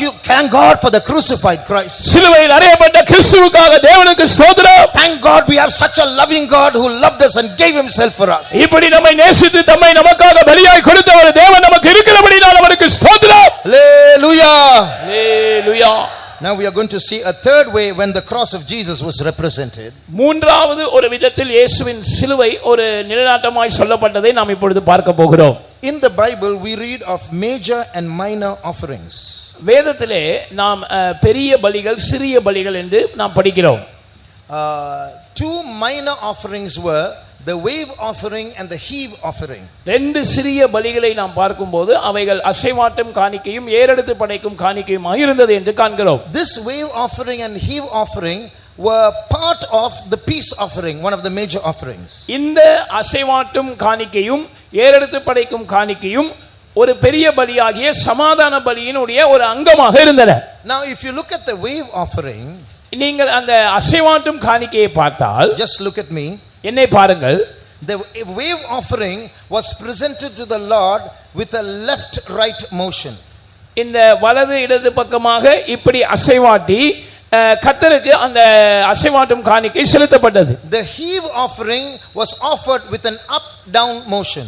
ஏறெடுத்து படைக்கும் காணிக்கையானது மேலேயும் கீழேயும் இப்படி அசைவாட்டி தேவனுக்கு ஏறெடுத்து படைக்கப்பட்டது. So when this wave offering and heave offerings come together, இந்த அசைவாட்டும் காணிக்கையும் ஏறெடுத்து படைக்கும் காணிக்கையும் சேரும்போது you get the sign of the cross. நீங்கள் அந்த சிலுவையின் வடிவத்தை சின்னத்தை பெறுகிறீர்கள். So once again you see Jesus intentionally or unintentionally being presented there through the cross, foreseeing his death on the cross. அதே போல தெரிந்தோ தெரியாமலோ இயேசு இந்த ரெண்டு காணிக்கைகள் மூலமாக சிலுவையை முன்னறிவிக்கிற ஒரு நிழலாட்டமாக அங்கே நமக்கு அறிமுகப்படுத்தப்படுகிறதை காண்கிறோம்.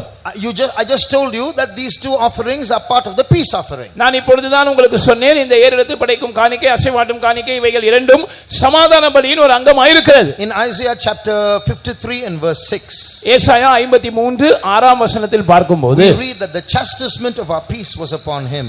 நமக்கு சமாதானத்தை உண்டு பண்ணும் ஆக்கினை சிட்சை அவர் மேல் வந்தது என்று நாம் பார்க்கிறோம். Read that please. வாசிப்போம். நம்முடைய மீறுதல்களின் நிமித்தம் அவர் காயப்பட்டு நம்முடைய அக்கிரமங்களின் நிமித்தம் அவர் நொறுக்கப்பட்டார். நமக்கு சமாதானத்தை உண்டு பண்ணும் ஆக்கினை அவர் மேல் வந்தது, அவருடைய தழும்புகளால் குணமாகிறோம். For he was wounded for our transgressions, he was bruised for our iniquities. The chastisement of our peace was upon him, and with his stripes we are healed. What does this mean? இது எதை காட்டுகிறது? The chastisement of our peace was upon Jesus. நமக்கு சமாதானத்தை உண்டு பண்ணும் ஆக்கினை அல்லது சிட்சை இயேசுவின் மேல் வந்தது. We all of us human beings are born in sin. மனிதர்களாகிய நாம் எல்லாரும் பாவத்தில் பிறக்கிறோம். Every baby has the seed of sin in it. ஒவ்வொரு குழந்தையும் பாவத்தின் வித்தை தன்னகத்தே கொண்டுதான் பிறக்கிறது. Therefore every human being as he or she grows, we see the symptoms of these sins branching out in the individual as they grow from childhood to youth to adulthood. ஒரு பிள்ளை பருவத்திலிருந்து வாலிப பருவத்துக்கு, வாலிப பருவத்திலிருந்து வயது முதிர்ந்த பருவத்துக்கு வளர்ந்தேறுகிற ஒவ்வொரு கட்டத்திலும் அது ஆணா இருந்தாலும் பெண்ணா இருந்தாலும் ஒவ்வொரு மனிதன் மனுஷிக்குள்ளே இந்த பாவத்தின் வித்தானது பல்வேறு கிளைகளாக உருவெடுப்பதை நாம் காண்கிறோம். Because of this sin, the Bible says that by nature we are enemies to God. இந்த பாவத்தின் நிமித்தமாக வேதம் சொல்லுகிறது இயல்பாகவே நாம் தேவனுக்கு சத்துருக்களாக இருக்கிறோம். So by nature there is a kind of fear or hatred towards God. இயல்பாகவே நமக்குள் தேவன் பேரில் ஒரு பயம் அல்லது தேவன் பேரில் ஒரு பகை உணர்வு இருக்கிறது. Read Romans chapter 5 and verse 10. ரோமர் 5ஆம் அதிகாரம் 10ஆம் வசனத்தை படியுங்கள். நாம் தேவனுக்கு சத்துருக்களாயிருக்கையில் அவருடைய குமாரனின் மரணத்தினாலே அவருடனே ஒப்புரவாக்கப்பட்டோமானால் ஒப்புரவாக்கப்பட்ட பின் நாம் அவருடைய ஜீவனாலே ரட்சிக்கப்படுவது அதிக நிச்சயமாமே. For if when we were enemies, we were reconciled to God by the death of his son, much more being reconciled, we shall be saved by his life. So here we see we were enemies. When we were enemies, Jesus came and made peace between us and the Father. இங்கே நாம் தேவனுக்கு சத்துருக்களாய் இருந்தோம் என்றும் நாம் சத்துருக்களாய் இருக்கும்போது இயேசு வந்து நமக்கும் தேவனுக்கும் இடையே பிதாவுக்கும் இடையே அவர் சமாதானத்தை உண்டு பண்ணினார் என்றும் நாம் படிக்கிறோம். So because of sin there is enmity between man and God. பாவத்தின் நிமித்தம் தேவனுக்கும் மனிதனுக்கும் இடையே ஒரு பகைமை உண்டாயிருக்கிறது. But now Jesus comes in between and becomes the God man. இப்பொழுது இயேசு குறுக்கே வந்து அவர் மனிதனாகிய தேவனாய் மாறுகிறார். And he makes peace between God and man by dying on the cross. சிலுவையில் மரித்ததின் மூலமாக தேவனுக்கும் மனிதனுக்கும் இடையே அவர் சமாதானத்தை உண்டு பண்ணுகிறார். One man of God said like this. ஒரு தேவனுடைய மனிதன் இப்படி சொன்னார். We are saved by God, through God, from God, for God. நாம் தேவனால் ரட்சிக்கப்பட்டோம், தேவன் மூலமாக தேவனிடத்திலிருந்து தேவனுக்காக ரட்சிக்கப்பட்டோம். I'll say it again. மறுபடியும் சொல்லுகிறேன். We are saved by God, through God, from God, for God. நாம் தேவனால் தேவன் மூலமாக தேவனிடத்திலிருந்து ரட்சிக்கப்பட்டவர்கள், தேவனுக்காக ரட்சிக்கப்பட்டவர்கள். So that means I'll say it to you one by one. ஒன்றொன்றாக நான் சொல்லுகிறேன். Saved by God means God saved us. தேவனால் நாம் ரட்சிக்கப்பட்டோம் என்று சொன்னால் தேவன் நம்மை ரட்சித்தார். Through God means through Jesus Christ. தேவன் மூலமாய் நாம் ரட்சிக்கப்பட்டோம் என்றால் இயேசு கிறிஸ்து மூலமாய் நாம் ரட்சிக்கப்பட்டோம். From God means from the wrath of God. தேவனிடத்திலிருந்து நாம் ரட்சிக்கப்பட்டோம் என்று சொன்னால் தேவ கோபத்திலிருந்து நாம் ரட்சிக்கப்பட்டோம். For God means the enmity is gone. Now we are going to be servants of God, serving God. தேவனுக்கென்று ரட்சிக்கப்பட்டோம் என்று சொன்னால் இப்பொழுது பகைமை அகற்றப்பட்டு விட்டது. இப்பொழுது நாம் தேவனுக்கு ஊழியர்களாய் இருந்து அவரை சேவிக்க போகிறோம். So when you see the picture of Jesus hanging on the cross, இயேசு சிலுவையில் தொங்கிக் கொண்டிருக்கிற அந்த காட்சியை நீங்கள் பார்க்கும்போது, when you see that bleeding body, அந்த இரத்தம் வடிகிற சரீரத்தை நீங்கள் பார்க்கும்போது, when you see those skins and the muscles hanging in ribbons, அந்த அவருடைய சரீரத்தில் இருக்கிறதான தசைகளும் அவருடைய தோலும் அப்படியே நார்நாராக தொங்கிக் கொண்டிருக்கிறதை பார்க்கும்போது, and when you see those bones through the flesh, அந்த மாம்சத்தின் ஊடாக அவருடைய எலும்புகளை கூட நாம் காணக்கூடியதா இருக்கும்போது, you are actually seeing the wrath of God. அங்கே தேவ கோபத்தை நாம் பார்க்கிறோம். It should have come on you and on me. அது என் மேலும் உங்கள் மேலும் வந்திருக்க வேண்டியது. But Jesus intercepted that wrath and took it upon himself. ஆனால் அந்த கோபத்துக்கு குறுக்கே இயேசு வந்து அதை தன்மேல் ஏற்றுக்கொண்டார். And God the Father says, now my anger is appeased. பிதாவாகிய தேவன் சொல்லுகிறார், இப்பொழுது என்னுடைய கோபம் சாந்தப்படுத்தப்பட்டு விட்டது. Because you people don't know me, you are my enemies, but because I still love you, I sent my son. God so loved the world that he sent his only begotten son, that he might crisscross and intercept that wrath and take that wrath upon himself, so that we might not perish but have everlasting life. உலகத்தின் ஜனங்களாகிய நீங்கள் தேவனை அறியாதவர்களாய் பிதாவாகிய என்னை அறியாதவர்களாய் இருந்து எனக்கு சத்துருக்களாய் இருந்தீர்கள். ஆனால் நான் உங்களை அதிகமாய் நேசித்தபடினால் என்னுடைய குமாரனை அனுப்பினேன். அவர் என்னுடைய கோபத்துக்கும் உங்களுக்கும் நடுவே குறுக்கே வந்து அவர் அந்த கோபத்தை தன்மேல் ஏற்றுக்கொண்டபடியினால் நீங்கள் அழிந்து போகாமல் நித்திய ஜீவனை அடையும்படியான காரணராக அவர் மாறினார். Beloved brothers and sisters, understand this one truth. அருமையான சகோதர சகோதரிகளே, இந்த ஒரு சத்தியத்தை விளங்கிக் கொள்ளுங்கள். This truth is terrible. இந்த சத்தியம் பயங்கரமானது. You and I have sustenance, survival, prosperity, assurance only in the shadow of the cross. Outside of the cross, the wrath of God is burning. இயேசுவின் சிலுவையின் நிழலில் தான் நீங்களும் நானும் பிழைத்திருப்பதற்கான வாழ்வதற்கான நம்முடைய ஜீவனத்துக்கான நம்பிக்கை அங்கேதான் இருக்கிறது. அந்த சிலுவையின் நிழலுக்கு வெளியே தேவ கோபம் மாத்திரம் தான் நம்மை எதிர்நோக்கி காத்திருக்கிறது. In the Old Testament, with a horizontal movement and a vertical movement and a symbolism of the cross, they offered sacrifices as a ritual. But remember, as a fulfillment of that ritual, a person came down and took that chastisement of peace and took the wrath of God upon himself so that we might live. சிலுவையின் நிழலாக அவர்கள் இந்த அசைவாட்டும் காணிக்கையை இப்படி இந்த பக்கமும் அந்த பக்கமும், அது மாத்திரமல்ல கிடைமட்ட அளவில் மேலேயும் கீழேயும் இந்த காணிக்கைகளை அவர்கள் அசைவாட்டின போது அவர்கள் எதை குறித்தார்கள் அல்லது எதை ஒரு நிழலாட்டமாக தெரிவித்தார்கள் என்று சொன்னால், நமக்காக சிலுவையில் மரித்து நம்முடைய சமாதானத்தை உண்டு பண்ணும் சிட்சையை தன்மையில் ஏற்றுக்கொண்டதான இயேசுவை அவர்கள் குறித்தார்கள். So our shadow, our survival, our peace and our hope is only in the cross. Move out of that place and the wrath of God is burning towards you and me. நம்முடைய நிழல், நம்முடைய பாதுகாப்பு, நம்முடைய ஜீவன், நம்முடைய நம்பிக்கை, நம்முடைய சமாதானம், இது எல்லாம் இயேசுவின் சிலுவையில் மாத்திரம்தான் இருக்கிறது. அதிலிருந்து வெளியே வந்தால் தேவ கோபம் மாத்திரமே நம்ம எதிர்நோக்கி காத்திருக்கிறது. So stay close to the cross of Jesus. எனவே கிறிஸ்துவின் சிலுவைக்கு மிக பக்கத்திலே நீங்கள் இருங்கள். That's your refuge, that's your hiding place. அதுதான் உங்களுடைய மறைவிடம், அதுதான் நீங்கள் தங்கக்கூடிய ஒரு தஞ்சமா இருக்கிறது. In the time of trouble he shall hide me in his pavilion. In the secret of his tabernacle shall he hide me. That's the crucified Christ. இந்த சிலுவையில் அறையப்பட்ட கிறிஸ்துவை குறித்து சொல்லும்போது, தீங்கு நாளில் அவர் என்னை தம்முடைய கூடாரத்தில் மறைத்து என்னை தம்முடைய கூடார மறைவில் ஒளித்து வைப்பார் என்று சங்கீதக்காரன் சொல்லுகிறார். Now we move to another symbol of the cross. இப்பொழுது சிலுவைக்கு இன்னொரு நிழலாட்டமான காரியத்தை கவனிக்கும்படியாக நாம் செல்லுவோம். This picture is familiar to all of us. இந்த படம் நம்ம எல்லாருக்கும் அறிமுகமான ஒரு படம். We know how when the Israelites were in the wilderness, they raised up a brazen serpent because serpents bit them and they were going to die, but those who looked to that brazen serpent lived. இஸ்ரவேல் ஜனங்கள் ஒரு முறை கொள்ளிவாய் சர்ப்பங்களால் கடிக்கப்பட்டு அவர்கள் செத்துக் கொண்டிருந்தார்கள். இந்த நேரத்தில் இப்படிப்பட்ட ஒரு வெண்கல சர்ப்பம் மோசேயினால் உயர்த்தப்பட்டது. அந்த வெண்கல சர்ப்பத்தை நோக்கி பார்த்தவர்கள் பிழைத்தார்கள் என்று அந்த சரித்திரத்தை நாம் அறிந்திருக்கிறோம். And Jesus himself in John chapter 3 and verse 14 speaks about this brazen serpent. இயேசுதாமே இந்த வெண்கல சர்ப்பத்தை குறித்து தம்மை சம்பந்தப்படுத்தி யோவான் 3:14 பேசுகிறார். Just like this serpent, brazen serpent was lifted up and the people were healed, the Son of Man is also going to be lifted up. சர்ப்பமானது மோசேயினால் வனாந்தரத்தில் உயர்த்தப்பட்ட போது ஜனங்கள் எப்படி அதை நோக்கி பார்த்து சுகமாக்கப்பட்டு பிழைத்தார்களோ, மனுஷகுமாரனும் உயர்த்தப்பட வேண்டும் என்று அவர் சொல்லுகிறார். Read that please. தயவு செய்து வாசியுங்கள். சர்ப்பமானது மோசேயினால் வனாந்தரத்திலே உயர்த்தப்பட்டது போல மனுஷகுமாரனும் தன்னை விசுவாசிக்கிறவன் எவனோ அவன் கெட்டு போகாமல் நித்திய ஜீவனை அடையும்படிக்கு உயர்த்தப்பட வேண்டும். And as Moses lifted up the serpent in the wilderness, even so must the Son of Man be lifted up. Just to connect, remember that is after this that the key verse comes. God so loved the world. இந்த ரெண்டையும் தொடர்பு படுத்தும்படியாக உங்களுக்கு நினைப்பூட்டுகிறேன். இதை தொடர்ந்து தான் நாம் ஆரம்பத்தில் வாசித்த தலைப்பு வசனமாகிய தேவன் இவ்வளவாய் உலகத்தில் அன்பு கூர்ந்தார் என்ற வசனம் வருகிறது. Connecting these two verses we see God so loved the world that he took the place of that serpent. இந்த இரண்டு வசனங்களையும் தொடர்பு படுத்தி பேசினால் தேவன் இவ்வளவாய் உலகத்தில் அன்பு கூர்ந்தார். எவ்வளவாய் என்று சொன்னால் அந்த சர்ப்பத்தின் இடத்தை தாம் எடுத்துக்கொண்டார். What does that serpent represent? அந்த சர்ப்பம் எதை குறிக்கிறது?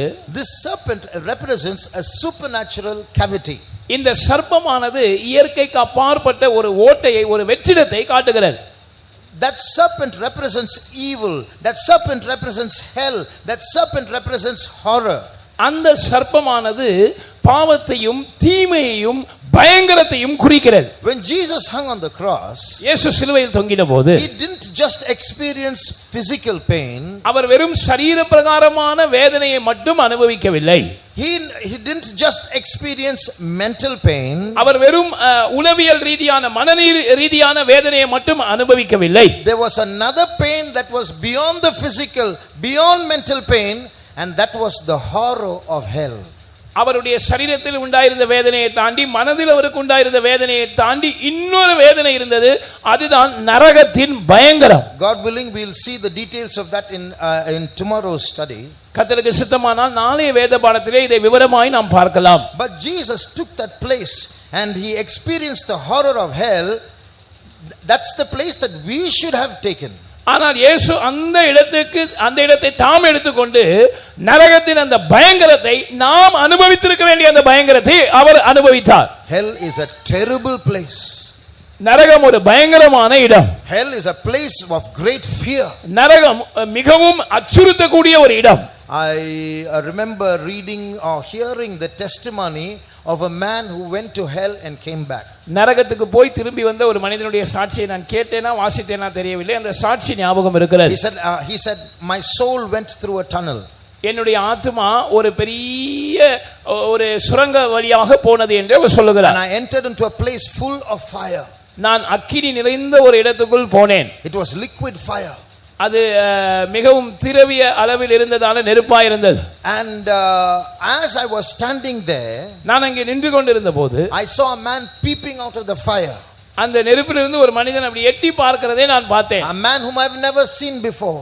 அந்த மனிதனை அதற்கு முன்னே நான் பார்த்ததில்லை. But he is now in hell, that man. ஆனா அந்த மனிதன் இப்பொழுது நரகத்தில் இருக்கிறார். He said he looked at me. I've never seen him. I don't know who he is, but he called my name and he said, "Never come here." ஆனால் அந்த திரவம் போன்ற அக்கினியில் இருக்கிற அந்த மனிதன் அவன் என்னை பார்த்து, நான் அவனை பார்த்ததே இல்லை, அவன் என்னை பார்த்து சொல்லுகிறான், இங்கே ஒருபோதும் வந்து விடாதே. So imagine, even in hell there is a kind of evangelism. எனவே ஞாபகம் வைத்துக் கொள்ளுங்கள், பரலோகத்திலும் நரகத்திலும் கூட ஒரு விதமான சுவிசேஷம் அறிவிக்கப்படுகிறது. Never come here. ஒருபோதும் இங்கே வந்துடாதீங்க. It's a place of such horror. அது அவ்வளவு பயங்கரம் நிறைந்த ஒரு இடம். But to prevent you and I from going to that horrible place through the horrible pit, Jesus hung on the cross to save us and took that cavity and went into that place and saved us. ஆனால் அந்த பயங்கரமான பாவக்குடியின் வழியாக அந்த நரகத்தின் பயங்கரமான இடத்துக்கு நாம் நாம் போய்விடாதபடிக்கு இயேசு நம்முடைய இடத்தில் அந்த ஓட்டைக்குள் அவர் இறங்கி, அந்த குடிக்குள் அவர் இறங்கி, நானும் நீங்களும் நரகத்தின் பயங்கரத்தை அனுபவிக்காதபடி அவர் நம்மை தப்புவித்தார். Just like in the Old Testament people were bitten by serpents. எப்படி பழைய ஏற்பாட்டிலே ஜனங்கள் சர்ப்பத்தினால் கடிக்கப்பட்டார்களோ, do you know that you have been bitten by a serpent? நீங்களும் கூட ஒரு சர்ப்பத்தினால் கடிக்கப்பட்டிருக்கிறீர்கள் என்று உங்களுக்கு தெரியுமா? Everyone seated here, all of us have been bitten by a serpent, not a small one, a big one. இங்கே உட்கார்ந்து இருக்கிற நாம் ஒவ்வொருவருமே ஒரு சிறிய பாம்பினால் அல்ல, ஒரு பெரிய உண்மையான பாம்பினால் கடிக்கப்பட்டிருக்கிறோம். And that serpent bite is called the sin that dwelleth in us. அந்த பாம்பு கடிதான் நமக்குள் வாசமாய் இருக்கிற பாவம் என்று சொல்லப்படுகிறது. But just like the people of those days were delivered from the effects of poison of that serpent bite by looking at the brazen serpent, we are delivered from this serpent bite of the big serpent by looking at Jesus hanging on the cross. ஆனால் அந்த நாட்களில் பாம்பினால் கடிக்கப்பட்டவர்கள் அந்த விஷத்தில் இருந்து எப்படி வெண்கல சர்ப்பத்தை நோக்கி பார்த்ததினால் பிழைத்தார்களோ, இப்பொழுது உண்மையான பாம்பினால் கடிக்கப்பட்டு அந்த பாவம் என்கிற விஷம் ஏறி இருக்கிற நாம் நமக்காக உயர்த்தப்பட்ட உண்மையான சர்ப்பமாகிய அந்த இயேசுவை நோக்கி பார்த்து நாம் பிழைக்கிறோம். The Bible says the worm dieth not, the fire is not quenched. அங்கே அவர்களுடைய புழு சாவதில்லை, அவருடைய அக்கினி அவிந்து போவதும் இல்லை என்று வேதம் சொல்லுகிறது. You take a candle, நீங்கள் ஒரு மெழுகுவர்த்தி எடுத்துக்கொள்ளுங்கள் and turn over a bucket on it. அதற்கு மேல் ஒரு பக்கெட்டை கவுத்தி வையுங்கள். A burning candle. ஒரு எரிகிற மெழுகுவர்த்தி. In a short while the fire will be extinguished because it will run out of oxygen. கொஞ்ச நேரத்திலே அந்த மெழுகுவர்த்தியில எரிகிற நெருப்பு அணைந்து போகும், ஏனென்றால் அதுக்கு பிராணவாயு கிடைக்காமல் போகும். We all know that hell is in the lower parts of the earth, in the center of the earth. நம்ம எல்லாருக்கும் தெரியும், பூமியின் தாழ்விடங்களில் அந்த மைய பகுதியில் தான் நரகம் இருக்கிறது. There is physical fire in the center of the earth, and somewhere in that physical fire is a spiritual dimension which is hell. பூமியின் மைய பகுதியிலே நடுவிலே எழுத்தின்படியான நெருப்பு இருக்கிறது. அந்த எழுத்தின்படியான நெருப்பு இருக்கிற அந்த பகுதியிலே ஆவிக்குரிய மண்டலத்திலே நரகாக்கினி இருக்கிறது. There is no oxygen there, but it keeps burning. அங்கே பிராணவாயு இல்லை, ஆனால் அந்த நெருப்பு எரிந்து கொண்டே இருக்கிறது. That is why Jesus said the fire will not be quenched. எனவேதான் இயேசு சொன்னார், அந்த நெருப்பு அவிந்து போவது இல்லை. And there are worms and serpents that are in that fire that survive, that will not die, that will crawl over you, that will bite you in hell. அந்த அக்கினியிலே தாக்குப்பிடிக்கிறதான புழுக்கள் இருக்கிறது, பாம்புகள் இருக்கிறது. அந்த அக்கினியிலே அது வெந்து போகிறதில்லை, அது உங்கள் மேல் அப்படியே ஊறிக்கொண்டே இருக்கும், அது உங்களை கடிக்கும். But to prevent that, God so loved the world that he didn't want you to go to that hell. He sent his son to take that horror of darkness and hell to rescue you and me. ஆனால் தேவன் இவ்வளவாய் உலகத்தில் அன்பு கூர்ந்தார். எவ்வளவா என்று சொன்னால், அந்த நரகத்தின் பயங்கரத்தை, அந்த இருளின் பயங்கரத்தை நாம் அனுபவிக்க அவர் விரும்பவில்லை. எனவே தேவன் தம்முடைய குமாரனை அங்கே அனுப்பி நாம் அங்கே செல்லாதபடி நம்மை தப்புவித்தார். And just in case people don't read the Bible, people don't listen to the message of the cross, God put some crosses in nature also. ஒருவேளை இந்த உலகத்தின் ஜனங்கள் வேதத்தை வாசிக்காமல் போய்விட்டால் என்ன செய்வது, சிலுவையை குறித்த செய்தியை கேள்விப்படாமல் போய்விட்டால் என்ன செய்வது என்று இயற்கையிலும் கூட இந்த சிலுவையை நிழலாட்டமாக தேவன் வைத்திருக்கிறார். You know, God is infinitely amazing and infinitesimally complex. தேவன் முடிவில்லாத ஒரு விதத்தில் வியக்கத்தக்கவராய் இருக்கிறார். எல்லையற்ற மிக நுட்பமான விதத்தில் அவர் மிகவும் நாம் புரிந்து கொள்ள கூடாதபடிக்கு இருக்கிறார். I'll explain what that means. அந்த வார்த்தையினுடைய அர்த்தத்தை நான் சொல்லுகிறேன். God has given scientists the telescope to look into space and look at the amazing features of nature. தேவன் விஞ்ஞானிகளுக்கு விண்வெளியை பார்க்க, இயற்கையின் வியக்கத்தக்க காரியங்களை காண அவர்கள் கையிலே தொலைநோக்கு கருவியை கொடுத்திருக்கிறார். There is a lot to say about the amazing facts of God's creation, but I will be precise. தேவனுடைய சிருஷ்டிப்பை குறித்து சொல்லக்கூடிய வியக்கத்தக்க காரியங்கள் ஏராளம் இருக்கின்றன. ஆனால் நான் ரத்தின சுருக்கமாக சொல்லுகிறேன். When you look into the clear night sky, you will see a lot of white dots, stars. ஒரு தெளிவான இரவு வானத்தை நீங்கள் நோக்கி பார்த்தால் பல வெள்ளை நிற புள்ளிகளை பார்க்கலாம். அவைகள் நட்சத்திரங்கள் என்று நமக்கு தெரியும். But those stars that we see are very few in number compared to those stars that we do not see. The invisible stars that are out there are much more. நம்முடைய கண்ணுக்கு தெரிகிறதான இந்த நட்சத்திரங்களின் எண்ணிக்கையை விட நம்முடைய கண்ணுக்கு தெரியாத, நாம் இன்னும் அறிந்திராத நட்சத்திரங்களுடைய எண்ணிக்கை மிக மிக மிக அதிகமாக இருக்கிறது. Stars appear in clusters called galaxies. இந்த நட்சத்திரங்கள் நட்சத்திர கூட்டங்கள் என்கிறதான அந்த தொகுப்பிலே கொத்து கொத்தாக இருக்கின்றன.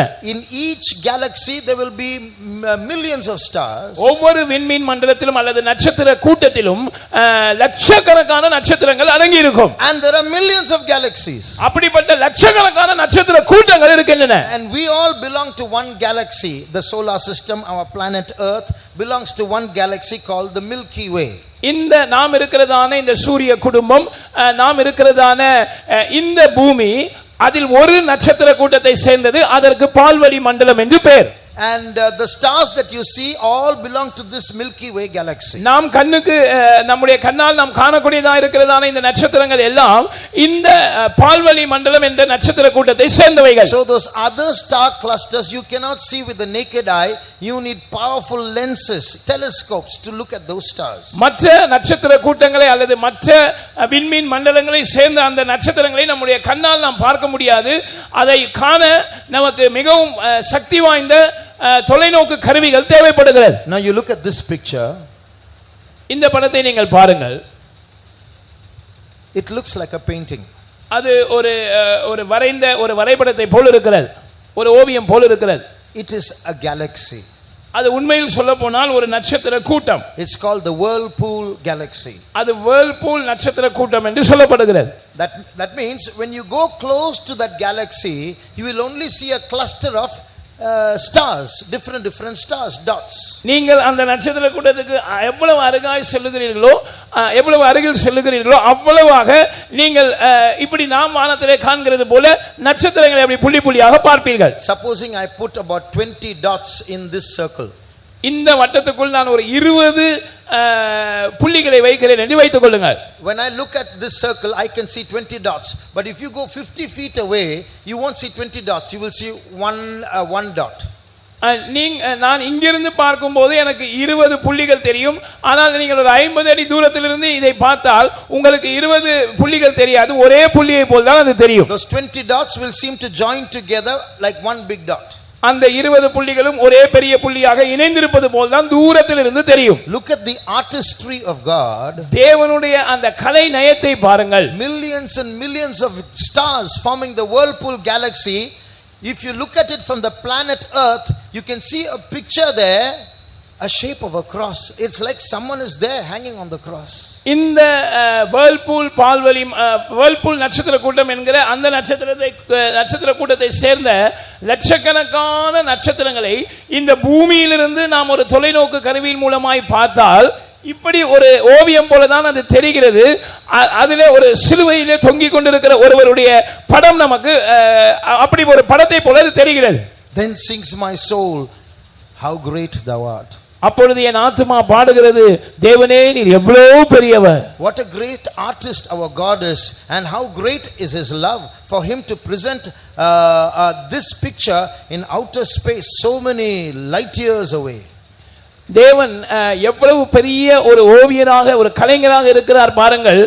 நம்மேல் அவர் எவ்வளவு பெரிய அன்பு வைத்திருந்தால், நம்மை விட பல மில்லியன் ஒளி ஆண்டுகள் தூரத்தில் இருக்கிற ஒரு நட்சத்திர கூட்டத்தில் இந்த சிலுவையின் படத்தை அவர் அப்படியே அழகாக வரைந்து வைத்திருக்கிறார். So looking at those astronomers who want to look into outer space and research in nature at the stars and galaxies, he put the cross there also and said, I died for you.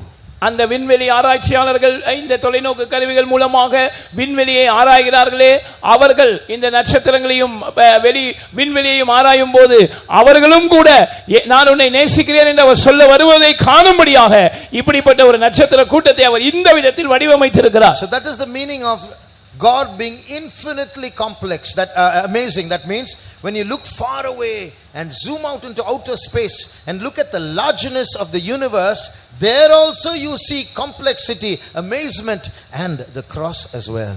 நீங்கள் நான் ஆரம்பத்திலே சொன்னேனே, தேவன் எல்லையற்ற விதத்தில் மிகவும் நுட்பமானவராக இருக்கிறார் என்று.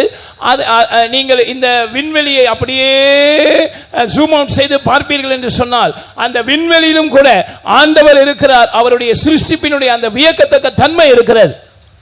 On the other hand, மறுபக்கத்தில் பார்த்தா he is infinitesimally complex. That means when you go use the microscope and look at small things, you will see God's amazing details in those small things. தேவன் மிகவும் நுணுக்கமான, மிகவும் சிறிய விதத்திலும் கூட அவர் மிகவும் நுட்பமானவராக இருக்கிறார். அதாவது நீங்கள் ஒரு நுண்ணோக்கியின் வழியாக மிகவும் சிறிய காரியங்களை பார்த்தால் கூட தேவனுடைய மகத்தான காரியங்களை அங்கே பார்க்கலாம். If you zoom into the human body, நீங்கள் இந்த மனித சரீரத்துக்குள் ஜூம் இன் பண்ணி பார்த்தால், there is a protein molecule inside each one of us, millions of them that are shaped like the cross. That's the first picture that you see. அங்கே நம்முடைய சரீரத்தில் லட்சக்கணக்கான ஒரு விதமான புரத மூளைக்கூறுகள், அதாவது புரோட்டீன் மாலிகூல்ஸ் இருக்கிறது. அதனுடைய அந்த மைக்ரோஸ்கோப்பில் நுண்ணோக்கியில் அதை நாம் பார்த்தால் சிலுவையின் வடிவத்தில் அது இருக்கிறது. Millions of them are in my body, in your body. இப்படிப்பட்ட லட்சக்கணக்கான மூலக்கூறுகள் என் சரீரத்திலும் உங்களுடைய சரீரத்திலும் இருக்கிறது. It is what keeps our body together. இதுதான் நம்முடைய சரீரத்தை அப்படி இசைவாக வைத்திருக்கிறது. You cannot see this with your naked eye. உங்களுடைய இந்த எழுத்தின்படியான கண்களை கொண்டு உங்களால் அதை பார்க்க முடியாது. That's why they are infinitesimally small. அதை தான் நான் சொன்னேன், எல்லையற்ற விதத்தில் மிகவும் நுணுக்கமாக அல்லது மிகவும் சிறியவைகளாக அது இருக்கிறது. Only through powerful microscopes can you see this. மிகவும் சக்தி வாய்ந்த நுண்ணோக்கி கருவிகள் மூலமாக மாத்திரம்தான் நாம் இவைகளை பார்க்க முடியும். See how God put it there so that if the astronomer misses it, the biochemist can see it. ஒருவேளை விண்வெளி ஆராய்ச்சியாளர்கள் வானத்திலே அவரை காண தவறுவார்கள் என்றால், இந்த உடல் கூறு ஆய்வாளர்கள் அதை ஆராய்ச்சி செய்து காணும்படியாக தேவன் இவ்வளவு நுட்பமாக நம்முடைய சரீரத்தில் இதை வைத்திருக்கிறார் பாருங்கள். So just like these millions of crosses hold the body, the human body together, your body and my body together. எப்படி இப்படிப்பட்ட லட்சக்கணக்கான சிலுவை வடிவத்தில் இருக்கிற இந்த மூலக்கூறுகள் நம்முடைய சரீரத்தை அப்படியே இசைந்து ஒரு தொகுப்பாக அது பராமரிக்கிறதோ, today you and I are gathered, 1,000 of us here, we are all held together by the cross of Jesus Christ. இன்றைக்கு ஆயிரக்கணக்கில் நாம் இங்கே கூடி இருக்கிறோம். நாம் எல்லாரும் இயேசுவின் சிலுவையினால் இசைவாக கூட்டப்பட்டு கட்டப்பட்டு இருக்கிறோம். Amidst us are drunkards and smokers and drug addicts and rowdies who have now turned to by the love of Jesus. நம்முடைய மத்தியில் குடிகாரர்கள் உண்டு, நம்முடைய மத்தியில் புகைப்பிடித்துக் கொண்டிருந்தவர்கள் உண்டு, நம்முடைய மத்தியில் ரவுடிகள் உண்டு, நம்முடைய மத்தியில் போதைக்கு அடிமையானவர்கள் உண்டு. இப்பொழுது இயேசுவின் சிலுவையினால் அவர்கள் மாற்றப்பட்டிருக்கிறார்கள். There are people of different faiths assembled here, understanding and have experienced the love of Jesus. இங்கே பலவிதமான மத நம்பிக்கை உடையவர்கள் இருக்கிறார்கள். இயேசுவின் அன்பை, இயேசுவின் சிலுவையை புரிந்து கொண்டு நாம் ஒன்றாய் கூடி இருக்கிறோம். The rich and the poor, people of different languages and castes, we have thrown them all aside and the cross of Jesus has brought us together. நம்முடைய மத்தியில் ஏழைகள் உண்டு, பணக்காரர்கள் உண்டு, பலவித மொழிகளை பேசுகிறவர்கள் உண்டு, பலவித ஜாதிகளை சேர்ந்தவர்கள் உண்டு. நாம் இந்த வித்தியாசங்களை நாம் கலைந்து போட்டிருக்கிறோம். ஏனென்றால் இயேசுவின் சிலுவை நம்மை ஒன்றாய் ஒன்றாக இணைத்திருக்கிறது. The love of Jesus has bound us together. இயேசுவின் அன்பு நம்மை இணைத்து கட்டி வைத்திருக்கிறது. Hallelujah. Hallelujah. Now, as I told you, in the brazen serpent, we have all been bitten by that big serpent. நான் உங்களுக்கு சொன்னது போல நாம் எல்லாரும் அந்த பெரிய சர்ப்பத்தினால் கடிக்கப்பட்டவர்களாய் இருக்கிறோம். Now we are going to see the effect of sin and the antidote of the cross. That means we have all been bitten by the serpent, and just like the Old Testament folks looked at the brazen serpent and they were healed, in the same way the cross is our antidote for sin. எப்படி அந்த கொள்ளிவாய் சர்ப்பங்களினால் இஸ்ரவேல் ஜனங்கள் கடிக்கப்பட்டு அந்த விஷத்தை முறிக்கிற மருந்தாக மோசேயினால் உயர்த்தப்பட்ட வெண்கல சர்ப்பம் இருந்ததோ, நாம் எல்லாரும் உண்மையான சர்ப்பத்தினால் கடிக்கப்பட்டு பாவம் என்கிற அந்த விஷம் நமக்குள் ஏறி இருக்கிறது. அந்த விஷத்தை முறிக்கிற மாற்று மருந்து இயேசுவின் சிலுவை என்பதை குறித்து நாம் இப்பொழுது பார்க்க போகிறோம். Now when I say the cross is the antidote for sin, I don't mean a wooden cross, I mean the crucified Christ. சிலுவைதான் பாவத்துக்கான மாற்று மருந்து என்று நான் சொல்லும்போது ஒரு மரத்தில் செய்யப்பட்ட சிலுவையை நான் சொல்லவில்லை. சிலுவையில் அறையப்பட்ட இயேசுதான் நம்முடைய பாவத்துக்கான மாற்று மருந்து என்று சொல்லுகிறேன். There are some medicines for serpent bites. பாம்பு கடிக்கு சில மருந்துகள் உண்டு. In the same way, there are some medicines that will cancel this big serpent's bite. அதே போல இந்த பெரிய பாம்பின் அந்த கடியை அந்த விஷத்தை முறிக்கக்கூடிய சில மருந்துகள் உண்டு. Sorry, there is only one medicine, and சில மருந்துகள் இல்லை, அது ஒரே ஒரு மருந்துதான். And that is the cross, the crucified Christ. அதுதான் சிலுவையில் அறையப்பட்ட கிறிஸ்து அல்லது கிறிஸ்துவின் சிலுவை. So this is the only place, the cross, where sin trembles. பாவம் நடுங்குகிற ஒரே இடம் சிலுவை. This is the only place where sin melts. பாவம் இலகுகிற ஒரே இடம் அதுதான் சிலுவை. Everywhere else sin rules. மற்ற எல்லா இடங்களிலும் பாவம் ஆளுகை செய்கிறது. So we are going to see a few areas, maybe 3 or 4 as time permits, on how the cross can become an antidote for sin. பாவத்துக்கு எப்படி சிலுவை ஒரு மாற்று மருந்தாக மாறுகிறது என்று நேரம் அனுமதிக்கிறதுக்கு ஏற்ப 3 அல்லது 4 காரியங்களை நாம் பார்க்கலாம். That is, we are going to see a couple of effects of sin and how the cross reverses it. அதாவது பாவத்தினுடைய விளைவுகள் என்று ஒரு 3-4 காரியங்களை நான் சொல்லுகிறேன். அந்த விளைவுகளை எப்படி இயேசுவின் சிலுவை ஒரு விஷத்தை முறிக்கிற மருந்தை போல அந்த விளைவுகளை எப்படி சிலுவை ரத்து செய்கிறது என்பதையும் சொல்லுகிறேன். 1, sin makes man big and God small. முதலாவது பாவத்தினுடைய விளைவு என்னவென்றால் அது மனிதனை பெரியவனாகவும் தேவனை சிறியவராகவும் மாற்றி விடுகிறது. That means as long as sin resides in us, we think big of ourselves and we belittle God. அதாவது பாவம் நமக்குள் குடிகொண்டிருக்கிற வரையிலும் நம்மை நாமே பெரியவர்களாக மிதமின்றி யோசிக்கிறோம், தேவனை நாம் அற்பமானவராக மாற்றி விடுகிறோம். In the history of Israel, we see how Israel despised God, though he did so many miracles that no other nation has seen. இஸ்ரவேல் தேசத்தின் சரித்திரத்தை நாம் பார்க்கும்போது இஸ்ரவேல் ஜனத்துக்கு மத்தியிலே கர்த்தர் செய்ததான அற்புதங்கள் மிக மிக அதிகம், வேறு எந்த ஜாதிக்கும் செய்யப்படாத காரியங்களை அவர்களுக்கு தேவன் செய்திருந்தாலும் அவர்கள் இயேசுவை மட்டுப்படுத்தினார்கள் அல்லது தேவனை மட்டுப்படுத்தினார்கள். In the episode of the Tower of Babel in the scriptures, வேதத்தில் பாபேல் கோபுரத்தின் சரித்திரத்தை நாம் படிக்கும்போது when they built that tower, அந்த கோபுரத்தை அவர்கள் கட்டினபோது it was an attempt by man to exalt himself and go against God, oppose God. மனிதன் தன்னைத்தானே உயர்த்தி தேவனை எதிர்த்து புறப்படுகிற ஒரு முயற்சியாகவே அது இருந்தது. That was the sin of man manifesting itself in humankind. மனித சரித்திரத்திலே மனிதனுடைய பாவம் தேவனுக்கு விரோதமாக வெளிப்பட்ட ஒரு காரியமாக அது இருந்தது. Even today they are trying to rebuild this Tower of Babel in a more subtle way to go against God. இன்றைக்கும் தேவனை நாங்கள் எதிர்க்கிறோம் என்று சொல்லிக்கொண்டு இந்த பாபேல் கோபுரத்தை எழுத்தின்படி அல்ல ஒரு தந்திரமான விதத்தில் கட்ட மனிதர்கள் பிரயாசப்பட்டுக் கொண்டிருக்கிறார்கள். In a few years time a big war is going to take place. It's not a war between nations, it's a war that the whole world is going to wage against God. இன்னும் சில ஆண்டுகளுக்குள்ளே ஒரு யுத்தம் நடைபெற போகிறது. அது தேசங்களுக்கு இடையிலான யுத்தம் அல்ல, முழு மனுக்குலமும் சேர்ந்து தேவனுக்கு எதிராக தொடுக்க போகிற ஒரு யுத்தமாய் அது இருக்கிறது. Read Revelation chapter 17 and verse 14. வெளிப்படுத்தின விசேஷம் 17ஆம் அதிகாரம் 14ஆம் வசனத்தை படிப்போம். இவர்கள் ஆட்டுக்குட்டி ஆண்டவருடனே யுத்தம் பண்ணுவார்கள். Enough. These shall make war with the Lamb. These shall make war with the Lamb. Just imagine those words. இந்த வார்த்தைகளை கற்பனை செய்து பாருங்கள். இவர்கள் ஆட்டுக்குட்டியானவருக்கு விரோதமாக யுத்தம் செய்வார்கள்.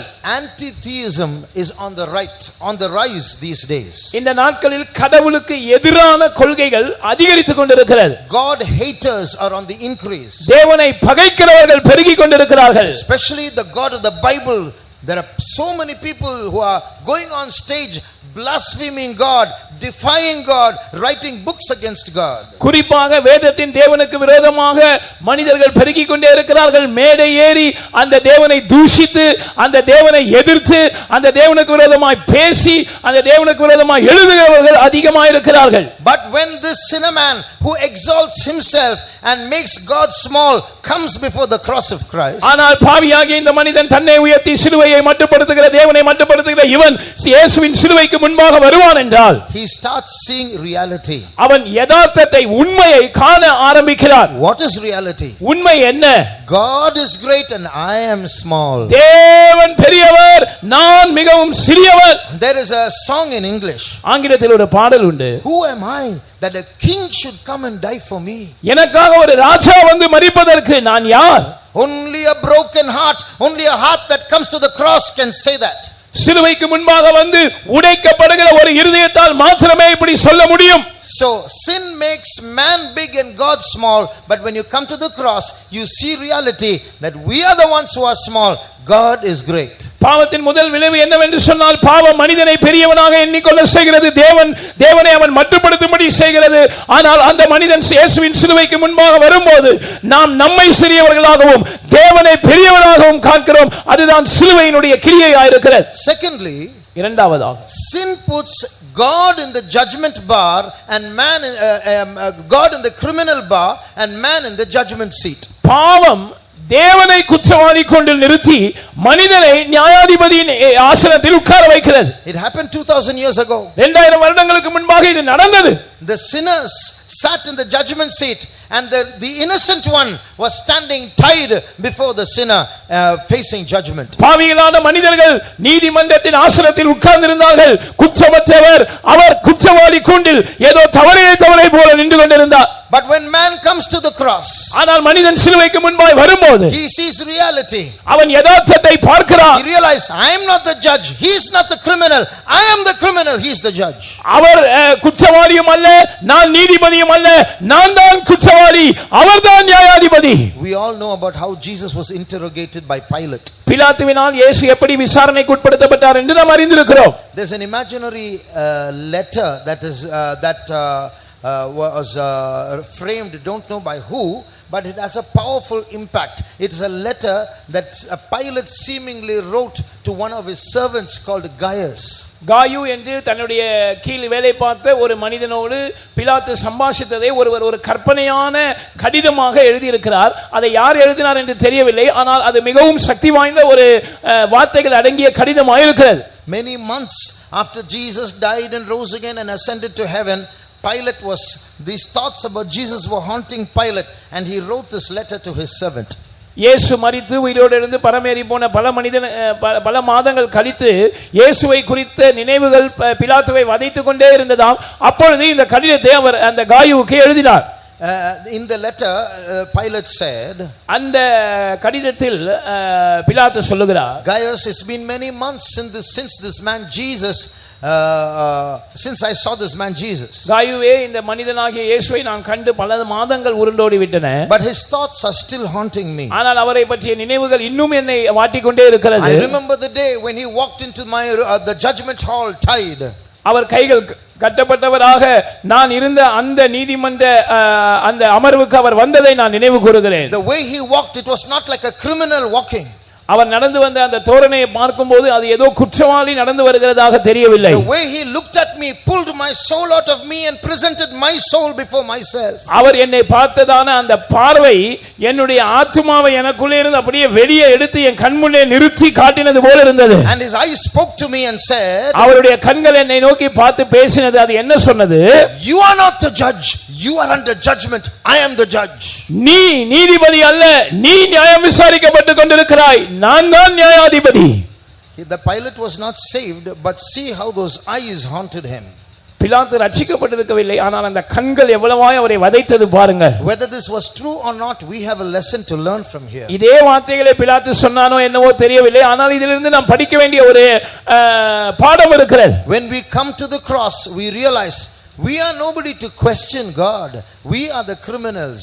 He is innocent, the true one, the righteous one. சிலுவைக்கு முன்னால் வரும்போது நாம் இந்த உணர்வுக்குள் கடந்து வருகிறோம். அதாவது தேவனை பார்த்து எதிர்த்து கேள்வி கேட்க நாம் யாரும் இல்லை, அவ்வளவு பெரியவங்க இல்லை, நாம் குற்றவாளிகள், அவர்தான் நீதியுள்ள நியாயாதிபதி. So don't, beloved children of God, when you go through any seemingly controversial paths in your life, it looks like God is dealing with you unjustly, the devil will pounce at that opportunity to say, see, Jesus has forsaken you, see, Jesus is untrustworthy, see, Jesus is dishonest, why are you worshipping here after that? Like you will hear whispers of Job's wife in your life. Don't believe it. Confess that Jesus is trustworthy and true and faithful. உண்மைக்கு முரணான பாதைகளில் நீங்கள் சிலவேளை கடந்து போகும்போது, எதிர்மறையான சூழ்நிலைகளை எதிர்கொள்ளும் போது, யோபின் மனைவியின் அந்த சத்தத்தை போல பல பிசாசின் சத்தங்கள் உங்களுடைய காதுகளில் கேட்கும். பார், நீ ஆண்டவரை ஆராதித்து என்னத்தை கண்ட, உனக்கு ஆண்டவர் என்ன செஞ்சிட்டாரு, உன்னை கைவிட்டுட்டாரு, இப்படி எல்லாம் அவன் பேசுவான். நீங்கள் இப்படிப்பட்ட சத்தத்துக்கு செவி கொடுத்து தேவனை எதிர்த்து தேவனை கேள்வி கேட்க உங்களை நீங்களே நீதிபதியாக மாற்றிக்கொண்டு அவரை குற்றவாளியாக மாற்ற நீங்கள் எத்தனைக்க வேண்டாம். So when you come to the cross, you will see reality that our God is always a good God. Jesus is always good. We are the guilty ones. We are the criminals. சிலுவைக்கு முன்பாய் நாம் வரும்போது இதை நாம் உணர்கிறோம். இயேசு எப்பொழுதும் நல்லவர், இயேசு எப்பொழுதும் நீதி உள்ளவர், நாம் தான் குற்றவாளிகள் என்பதை நாம் புரிந்து கொள்ளக்கூடியவர்களாக இருப்போம். Thirdly, sin hardens a man's heart. மூன்றாவது, பாவத்தின் விளைவு அது ஒரு மனிதனுடைய இருதயத்தை கடினப்படுத்துகிறது. In Hebrews 3:13 we read about that. எபிரேயர் 3:13 இதை பற்றி நாம் படிக்கிறோம். And when a man's heart becomes hard, it becomes easy to sin. மனிதனுடைய இருதயம் கடினப்படும்போது பாவம் செய்வது என்பது அவனுக்கு எளிதானதாக மாறிவிடுகிறது. And once the heart becomes hard, teachings and the court and punishments and prisons will not change man. மனிதனுடைய இருதயம் கடினப்பட்டு விடும்போது போதனைகளும் தண்டனைகளும் சிறைச்சாலைகளும் மற்ற சட்டதிட்டங்களும் அவனை மாற்றிவிட முடியாது. But when that hardened heart comes to the cross, ஆனால் அப்படிப்பட்ட கடின உள்ளம் சிலுவைக்கு முன்பாய் வரும்போது it breaks and it melts. அது உடைகிறது, அது அப்படியே இலகுகிறது. So powerful is the love of Jesus expressed at Calvary. கல்வாரியில் வெளிப்படுத்தப்பட்ட இயேசுவின் அன்பு அவ்வளவு சக்தி வாய்ந்தது. So many sinners and guilty people, terrible hard-hearted criminals whom society could not change, have been changed by the love of Jesus. மிகவும் பயங்கரமான கடின இருதயம் உள்ள சமுதாயத்தினால் மாற்றப்படக்கூடாத குற்றவாளிகள் இயேசுவினுடைய அன்பினால் சிலுவையினால் மாற்றப்பட்ட சரித்திரம் உண்டு. A few years ago I met a brother. சில ஆண்டுகளுக்கு முன்னதாக ஒரு சகோதரனை நான் சந்தித்தேன். He was a member of a killer group. அவர் ஒரு கூலிப்படையினுடைய அங்கமாக இருந்தார். And he said, I've witnessed about 100 murders with my eyes. என்னுடைய சொந்த கண்களினால் ஏறக்குறைய 100க்கு மேற்பட்ட கொலைகளை நான் பார்த்திருக்கிறேன் என்று அவர் சொன்னார். He was a karate black belt. அவர் கராத்தேயிலே பிளாக் பெல்ட் வாங்கின ஒருவராக இருந்தார். And he got employed by this killer group. இந்த கூலிப்படையினரால் அவர் வேலைக்கு அமர்த்தப்பட்டார். And if I tell the name of the group he was, some of you will know that group also. அவர் இருந்த அந்த கூலிப்படையின் பெயரை சொன்னால் அதனுடைய பெயரும் கூட உங்களில் சிலருக்கு தெரிய வாய்ப்பு இருக்கிறது. One day Jesus met him. ஆனால் ஒரு நாள் இயேசு அவரை சந்தித்தார். His hard heart broke. அவருடைய கடின இருதயம் உடைந்தது. To make a long story short, பெரிய கதையை சுருக்கமாய் சொல்ல வேண்டுமானால், he came to our ministry, he wore white clothes like this, and a few months ago he slept in Jesus Christ. அவர் நம்மை போல இந்த ஊழியத்துக்கு வந்து இந்த வெண்வஸ்திரம் தரித்து இயேசுவுக்கு ஊழியம் செய்து சில மாதங்களுக்கு முன்னதாக இயேசுவுக்குள் நித்திரை அடைந்தார். That's the greatness of the love of Jesus Christ expressed at Calvary. இதுதான் இயேசு சிலுவையில் வெளிப்படுத்தினதான அன்பினுடைய மகத்துவமாய் இருக்கிறது. Fourthly, நான்காவது, sin has a self defense mechanism in justifying itself. பாவம் தன்னை நீதிகரிக்க கூடியதான ஒரு தற்காக்கிற முறைமையை கொண்டதாக இருக்கிறது. Today at the individual level and also at the global level, people are justifying sin and have gone one step further in glorifying sin. இன்றைக்கு தனிநபர்களை எடுத்துக்கொண்டாலும் ஒட்டுமொத்த உலகளாவிய சமுதாயங்களை எடுத்துக்கொண்டாலும் பாவத்துக்கு ஜனங்கள் சப்பக்கட்டு கட்டுறாங்க, அதை நீதிகரிக்கிறாங்க, இன்னும் சொல்ல போனா அதை மேன்மைப்படுத்துறாங்க. No one will accept that they are sinners until they come to the cross. சிலுவை அண்டை வரும் வரைக்கும் யாரும் நான் பாவி என்பதை ஒத்துக்கொள்ள முடியாது. We'll only try to play down on what we do and highlight our good deeds. நாம் என்ன தவறு செய்கிறோமோ அதை அப்படியே பூசி மழுவி நாம் செய்கிற நன்மைகளை மாத்திரம் தான் நாம் எடுத்துரைக்க பிரயாசப்படுவோம். So this world has gone wrong, gone upside down in glorifying and justifying sin. இந்த உலகம் தலைகீழாக புரட்டப்பட்டு விட்டது. இப்பொழுது அவர்கள் பாவத்தை நீதிகரிக்கிறது மாத்திரமல்ல, அதை மகிமைப்படுத்துகிறார்கள், மேன்மைப்படுத்துகிறார்கள். There is an Italian garment company called Sin. Italian துணிக்கடை ஒன்று இருக்கிறது, அதாவது துணி கம்பெனி ஒன்று இருக்கிறது, தயாரிக்கிற கம்பெனி, அதற்கு பேர் சின். So, and one of their advertisements was, அவர்களுடைய ஒரு விளம்பரம் என்னவென்றால், it cannot be wrong when it seems so right. இது இவ்வளவு நேர்த்தியா இருக்கும்போது, சரியா இருக்கும்போது அது எப்படி தப்பாக முடியும்? That was a play on the word sin. அதுதான் பாவம் என்கிற வார்த்தைக்கு கீழே அவர்கள் வைத்திருந்ததான ஒரு வாசகம். So sin appears gives me so much pleasure, it's so appealing to me, and how can you say it is wrong?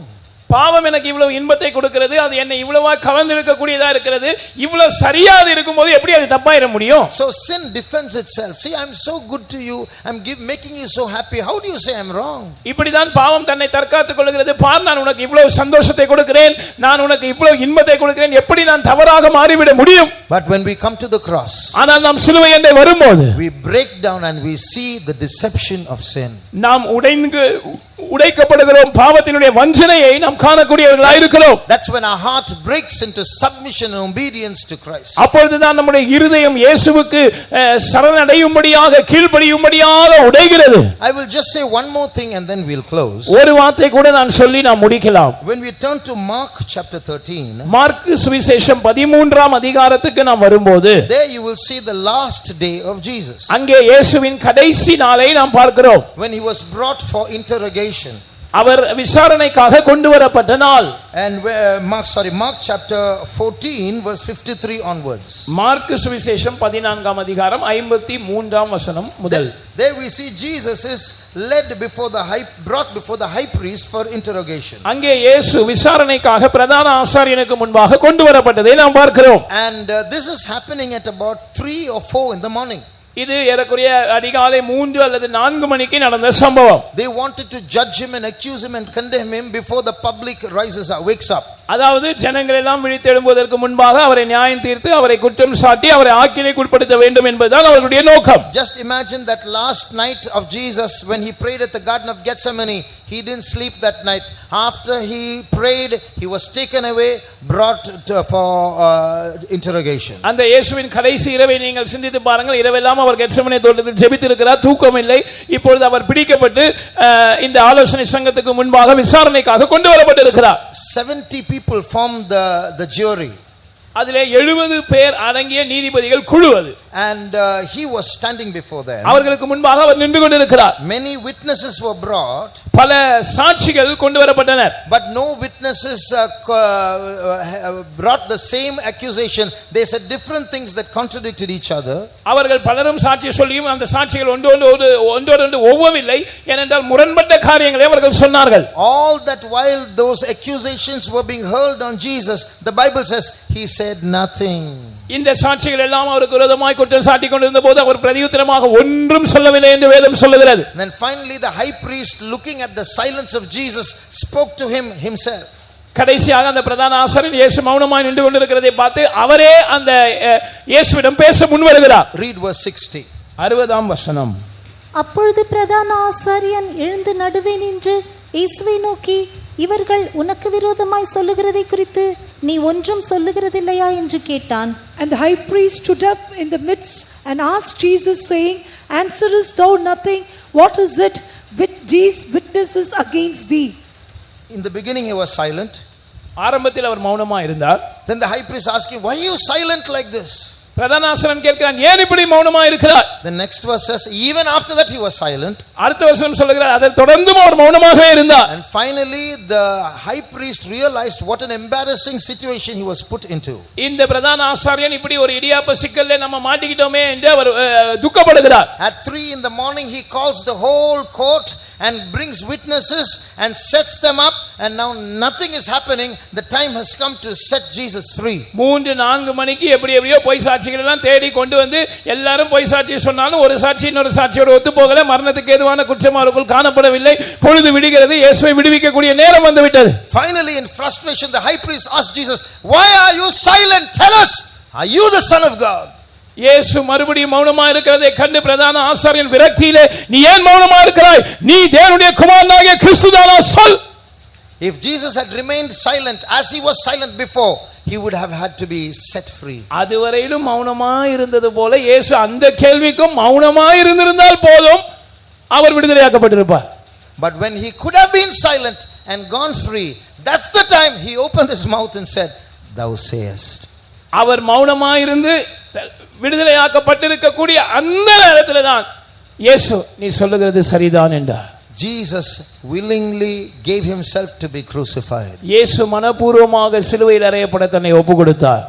Let us close our eyes. நம்முடைய கண்களை மூடுவோம். Now as we close our eyes, bring the picture of Jesus hanging on the cross. நாம் கண்களை மூடும்போது இயேசு சிலுவையில் அறையப்பட்ட அந்த காட்சியை உங்கள் கண்களுக்கு முன்பாக கொண்டு வாருங்கள். That Jesus who gave himself for us. நமக்காக தன்னை கொடுத்ததான அந்த இயேசு. That Jesus who loved us with all of his heart. இயேசு தம்முடைய முழு இதயத்தோடு நம்மை நேசித்த அந்த இயேசு. அவரை தடை செய்ய நம்முடைய பகை அவருக்கு முன்பாக நின்றது. அந்த தடையை தாண்டி அவர் நம்மை நேசிக்க வந்தவர். To hinder him enmity stood before him, but he broke that barrier of enmity and came to love us. அவர் சிநேகிதர்களை விட பகைஞரை தான் அதிகமாக சம்பாதித்தார். பாதியில் அவர் எழும்பி போயிருக்கலாம். இப்படிப்பட்ட கூட்டத்தை நான் ஏன் ரட்சிக்க வேண்டும் என்று மேலே போயிருக்கலாம். He earned more foes than friends, and he could have risen up and gone saying, why should I save such a group of enemies? ஆனால் மனுஷனுடைய பகை என்ற திரளான தண்ணீர்கள் அவருக்குள் இருக்கிற அந்த நேசத்தின் அக்கினியை அவிக்க மாட்டாது. But many waters called the enmity of man could not quench the fire of his love. அவர் நம்முடைய பகையை தாண்டி அவர் சிலுவையை நோக்கி சென்றார். Crossing the barrier of our enmity, he went towards the cross. நாம் எல்லாரும் சேர்ந்து அன்றைக்கு ரோம போர் சேவர்களும் அல்ல, அந்த நீதிமன்றத்தில் இருக்கிற யூதர்களும் அல்ல, நீங்களும் நானும் தான் சேர்ந்து அவரை சிலுவையில் அறைந்தோம். Not the Roman soldiers, not the Jews in the Sanhedrin, but you and we got together and crucified Jesus. அவரை நாம் குத்தினோம். We smote him. நாம் தான் அவர் மேல் துப்பினோம். And we spat on him. நாம் தான் ஆணி அடித்தோம். And we pierced the nails into his body. சவால் விட்டோம். And we challenged him. நாம் தான் அவரை பரியாசம் செய்தோம். And we mocked at him.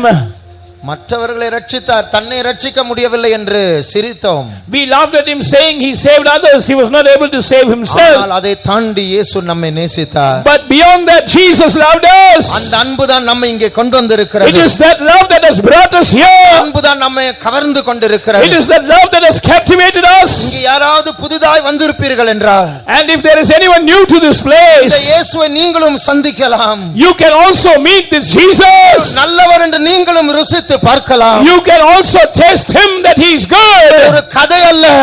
He is not a story. நாம் அவரை வாழ்க்கையில் ருசித்து இருக்கிறோம். We have tasted him in our lives. நான் அவரை ருசித்து இருக்கிறேன் என்று சொல்லுகிறவர் கரங்களை உயர்த்துங்கள். Those who say that I have tasted Jesus, lift up your hands. ஒரு சந்தேகமும் இல்லாமல் இந்த சிலுவையில் அறையப்பட்ட கிறிஸ்து என்னுடைய அன்றாட சிநேகிதனாய் இருக்கிறார் என்று சொல்லுகிறவர்கள் கரங்களை உயர்த்துங்கள். Those who say that beyond doubt this Jesus who is crucified is my friend in my everyday life, lift up your hand. புதிதாய் வந்த சகோதரனே சகோதரியே பாருங்கள், இத்தனை சாட்சிகள். New brother and sister to this place, look at how many witnesses are there. ஒருவன் இரண்டு பேர் பொய் சொல்லலாம், இத்தனை பேர் பொய் சொல்ல முடியுமா? One or two can lie. Can so many people lie together? இயேசு எங்களை சந்தித்து இருக்கிறார். Jesus has encountered us. சிலுவையில் அறையப்பட்ட இயேசு எங்களுடைய உள்ளங்களில் வாசம் செய்கிறார். The crucified Christ is residing in our heart. உலகத்தில் இவ்வளவாய் அன்பு கூர்ந்தவருடைய ஆவி எங்களுக்குள் இருக்கிறது. And God who so loved the world, his spirit is dwelling in us. அந்த இயேசு எங்களிடத்தில் சொன்னார், that Jesus told us. இலவசமாய் தானே இந்த ரட்சிப்பை பெற்றீர்கள், இலவசமாய் கொடுங்கள். ஆகையால் தான் இந்த கூட்டங்களை நடத்தி இதை உங்களிடத்திலும் சொல்லுகிறோம். You received this salvation freely, isn't it? Give it to others freely, and that is why we are conducting these meetings to declare this good news to you. இன்றைக்கு இயேசுவின் சிலுவை நிழல் இப்பொழுது நம்மேல் ஒரு கூடாரத்தை போல் விரிக்கப்பட்டிருக்கிறது. Like a tent, the shadow of the cross of Christ is overshadowing us. இங்கே வந்திருக்கிற நீ பாக்கியவான். You who have come to this place are blessed. உன் வியாதி இங்கே இனிமேல் இருக்க முடியாது. Your sickness cannot remain here hereafter. பாவம் இனிமேல் உன்னை கடினப்படுத்த முடியாது. Your sin cannot harden you hereafter. எத்தனை பாவங்களை செய்தாலும் பரவாயில்லை. No matter how many sins you have committed, உன்னை கழுவ உன்னை மாற்ற இயேசுவிடத்தில் இரத்தம் உண்டு. Jesus has blood in him to wash you and to change you. குமாரன் உங்களை விடுதலையாக்கினால் மெய்யாகவே விடுதலை ஆவீர்கள். If the Son shall set you free, you shall be free indeed. அவரிடத்தில் வந்த ஒருவரையும் அவர் புறம்பே தள்ளுவதில்லை. Anyone who comes to him, he shall in no wise cast him out. நீ இயேசுவண்டே வா. Come to Jesus. உங்களை தொட்டவர் உன்னையும் தொடுவார். He who touched us will touch you as well. இன்றைக்கு உன்னுடைய வாழ்க்கையில் ஒரு மாற்றம் உண்டாக போகிறது. There is going to be a change in your life today. நீ அலங்கோலமாய் அசிங்கமாய் வந்தாய். You came here in a distorted, in a filthy state. இயேசுவின் இரத்தம் உம்மேல் தெளிக்கப்படுகிறது.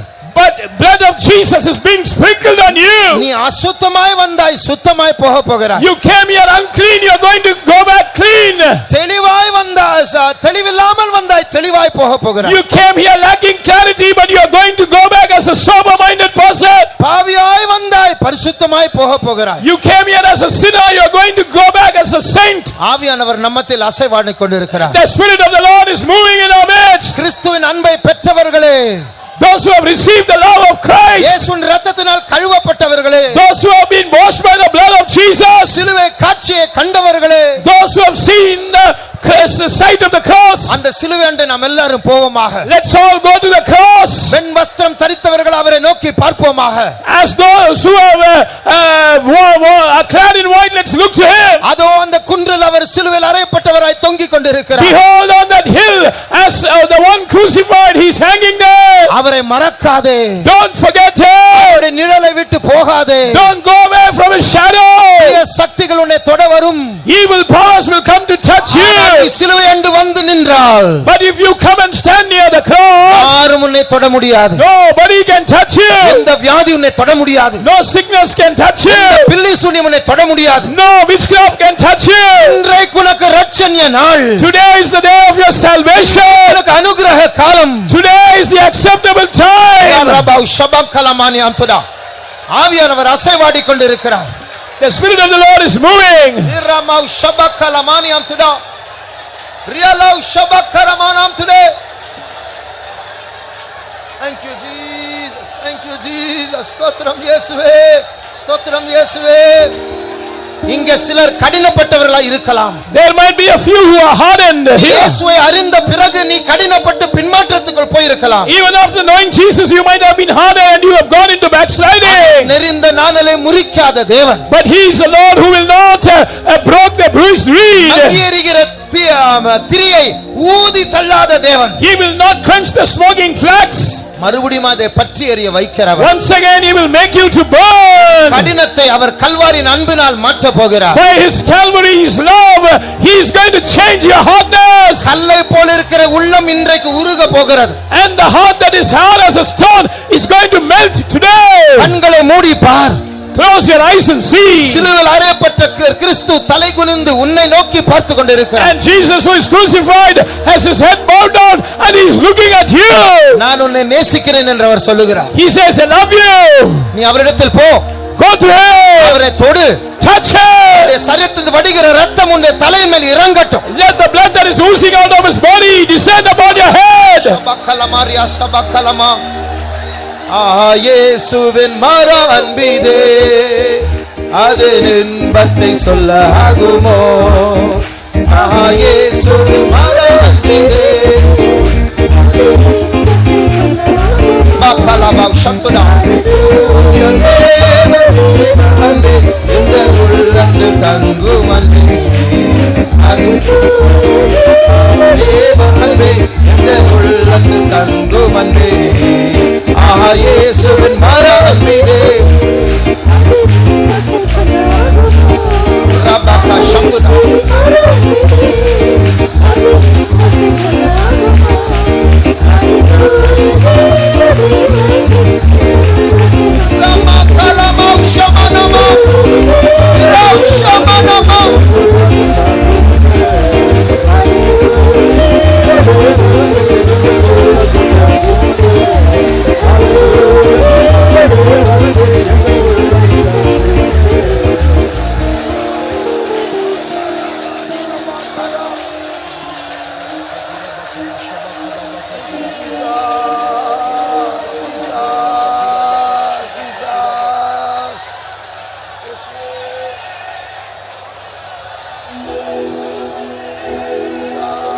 Thank you, Jesus.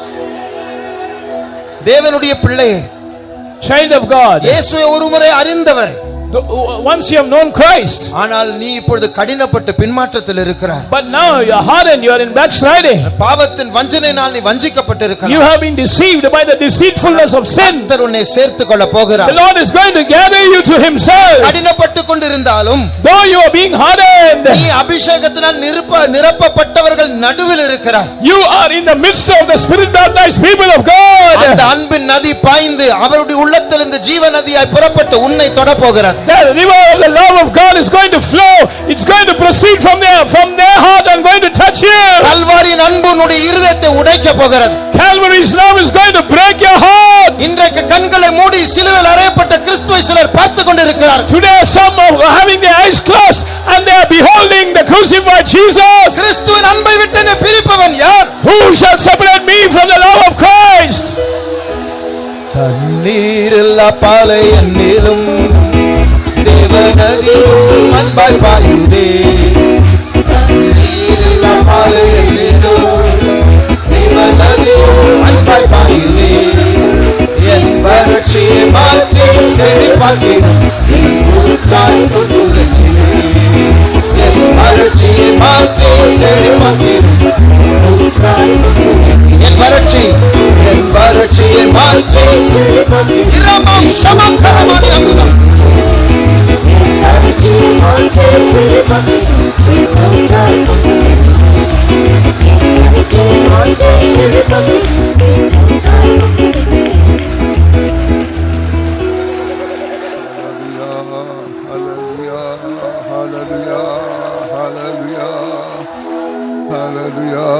Hallelujah.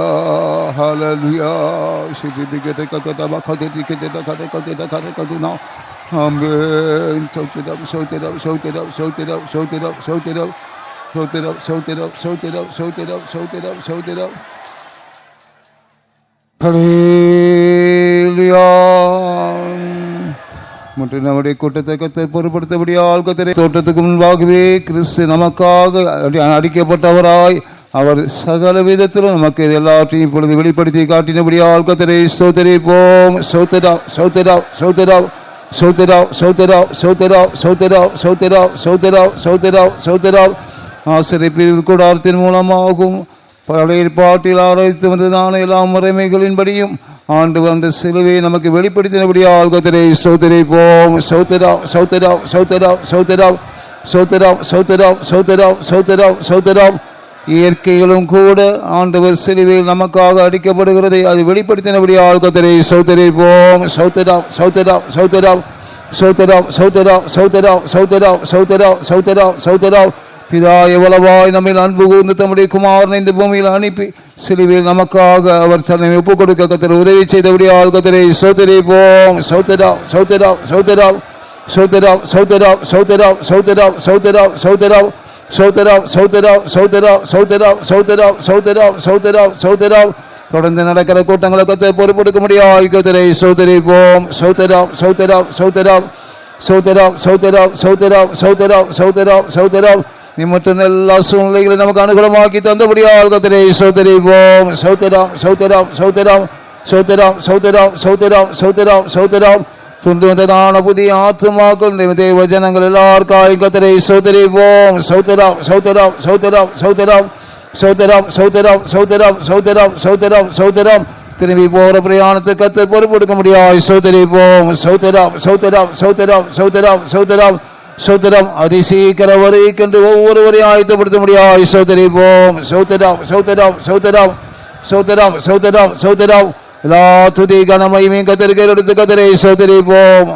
சோத்திரா சோத்திரா சோத்திரா சோத்திரா சோத்திரா சோத்திரா சோத்திரா பிதா குமாரன் பரிசுத்த ஆவியானவரை ஸ்தோத்திரிப்போம். சோத்திரா சோத்திரா சோத்திரா சோத்திரா சோத்திரா.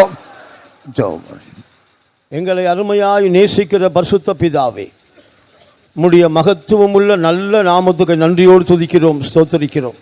எங்களை நேசித்து இந்த தேசத்தில் ஒரு விசேஷித்த வேத பாடம் தந்தீர், நன்றியோடு ஸ்தோத்தரிக்கிறோம். யோவான் 3 அதிகாரம் 16 வசனத்தின்படி தேவன் தம்முடைய ஒரே பேரான குமாரனை விசுவாசிக்கிறவன் எவனோ அவன் கெட்டுப்போமா நித்திய ஜீவனை அடையும்படி அவரை தந்தருளி இவ்வளவாய் அன்பு கூர்ந்தார் என்ற வார்த்தையின்படி இவ்வளவாய் என்ற வார்த்தையின் ஒரு விளக்கத்தை எங்களுக்கு தந்தீர். நன்றியோடு ஸ்தோத்திரிக்கிறோம். பரலோகத்தில் காண்பிக்கப்பட்ட மாதிரியின்படியே கர்த்தாவே இந்த ஆசரிப்பு கூடாரத்தில் அந்த சிலுவையை எங்களுக்கு வெளிப்படுத்தி கொடுத்தீர். நன்றியோடு ஸ்தோத்திரிக்கிறோம். இஸ்ரவேல் ஜனங்களுடைய பாளையத்தில் அவர்கள் எப்படி அணிவகுத்து தங்களுடைய கூடாரத்தை போட்டார்கள், அது சிலுவையின் வடிவில் இருந்ததும் எங்களுக்கு வெளிப்படுத்தி கொடுத்தீர். நன்றியோடு ஸ்தோத்திரிக்கிறோம். கர்த்தாவே நீர் இரட்சகராகவும் ஆட்டுக்குட்டியானவராகவும் எங்களுக்கு நீர் வெளிப்படுத்தீர். நன்றியோடு ஸ்தோத்திரிக்கிறோம். கர்த்தாவே நீர் இரட்சகராக இருப்பது மாத்திரமல்ல, நீர் அடிக்கப்படுகிற ஆட்டுக்குட்டியை போல கர்த்தாவே எங்கள் மத்தியில் வெளிப்பட்டு நீர் ஆட்டுக்குட்டியானவராய் எங்கள் மத்தியில் இருக்கிறீர். சிலுவையின் வடிவம் கர்த்தாவே எங்கள் மத்தியில் வந்தபடியால் நன்றியோடு ஸ்தோத்திரிக்கிறோம். அந்த நட்சத்திரங்களின் வடிவிலும் கர்த்தாவே நீர் சிலுவையை வெளிப்படுத்தி கொடுத்தீர். நன்றியோடு ஸ்தோத்திரிக்கிறோம். பழைய ஏற்பாட்டு காலத்தில் கர்த்தாவே கொள்ளிவாய் சர்ப்பத்தில் கடிக்கப்பட்டவர்கள் அந்த வெண்கல சர்ப்பத்தை நோக்கி பார்க்கும்போது அவர்கள் சுகமாக்கப்பட்டார்கள், விஷம் முறிக்கப்பட்டது என்பதை வெளிப்படுத்தி கொடுத்தீர். பாவமாகிய அந்த விஷத்தை முறிப்பதற்கு கல்வாரியை நோக்கி பார்க்க வேண்டும் என்று சொன்னீர். நன்றியோடு ஸ்தோத்திரிக்கிறோம். பாவத்திலிருந்து கர்த்தாவே நாங்கள் விடுதலை பெறுவதற்கு எங்களுக்கு சிலுவை முக்கியம் என்று சொன்னீர். நன்றியோடு ஸ்தோத்திரிக்கிறோம். நாங்கள் சிலுவையை நோக்கி பார்க்கும்போது கர்த்தாவே சிலுவையில் எங்களுக்கு கர்த்தாவே பாவத்திலிருந்து பெரிய விடுதலை சம்பாதித்து கொடுத்தீர். நன்றியோடு ஸ்தோத்திரிக்கிறோம். எங்களுடைய உடலில் உள்ள சரீரத்தில் உள்ள உடற்கூறுகள் மூலமாக சிலுவை உண்டு என்பதை வெளிப்படுத்தி கொடுத்தீர். நன்றியோடு ஸ்தோத்திரிக்கிறோம். கர்த்தாவே பாவம் வஞ்சனை உள்ளது, அது தந்திரமா எங்களை வஞ்சிக்கும் என்று எங்களுக்கு வெளிப்படுத்தீர். அந்த வஞ்சனையிலிருந்து நாங்கள் விடுதலையாக்கிக் கொள்ள சிலுவையே நாங்கள் சார்ந்திருந்து சிலுவையே நாங்கள் நோக்கி பார்த்தால் எங்களுக்கு விடுதலை உண்டு என்று சொன்னீர். நன்றியோடு ஸ்தோத்திரிக்கிறோம். ஆரம்பம் முதல் முடிவு வரை நீர் பொறுப்படுத்தீர். நன்றியோடு ஸ்தோத்திரிக்கிறோம். காத்துக்கொள்ளும் பலப்படுத்தும் இயேசுவின் நாமத்தில் ஜெபம் கேட்கும் ஜீவனுள்ள பிதாவே, ஆமென். ஸ்தோத்திரம், ஸ்தோத்திரம், ஸ்தோத்திரம். நம்முடைய கர்த்தராகிய இயேசு கிறிஸ்துவின் கிருபையும் பிதாவாகிய தேவனுடைய அன்பும் பரிசுத்த ஆவியானவருடைய ஐக்கியமும் நம் அனைவரோடு சகல பரிசுத்தவான்களோடும் கூட கிறிஸ்துவின் வருகை நாள் வரையும் இருப்பதாக. ஹல்லேலூயா.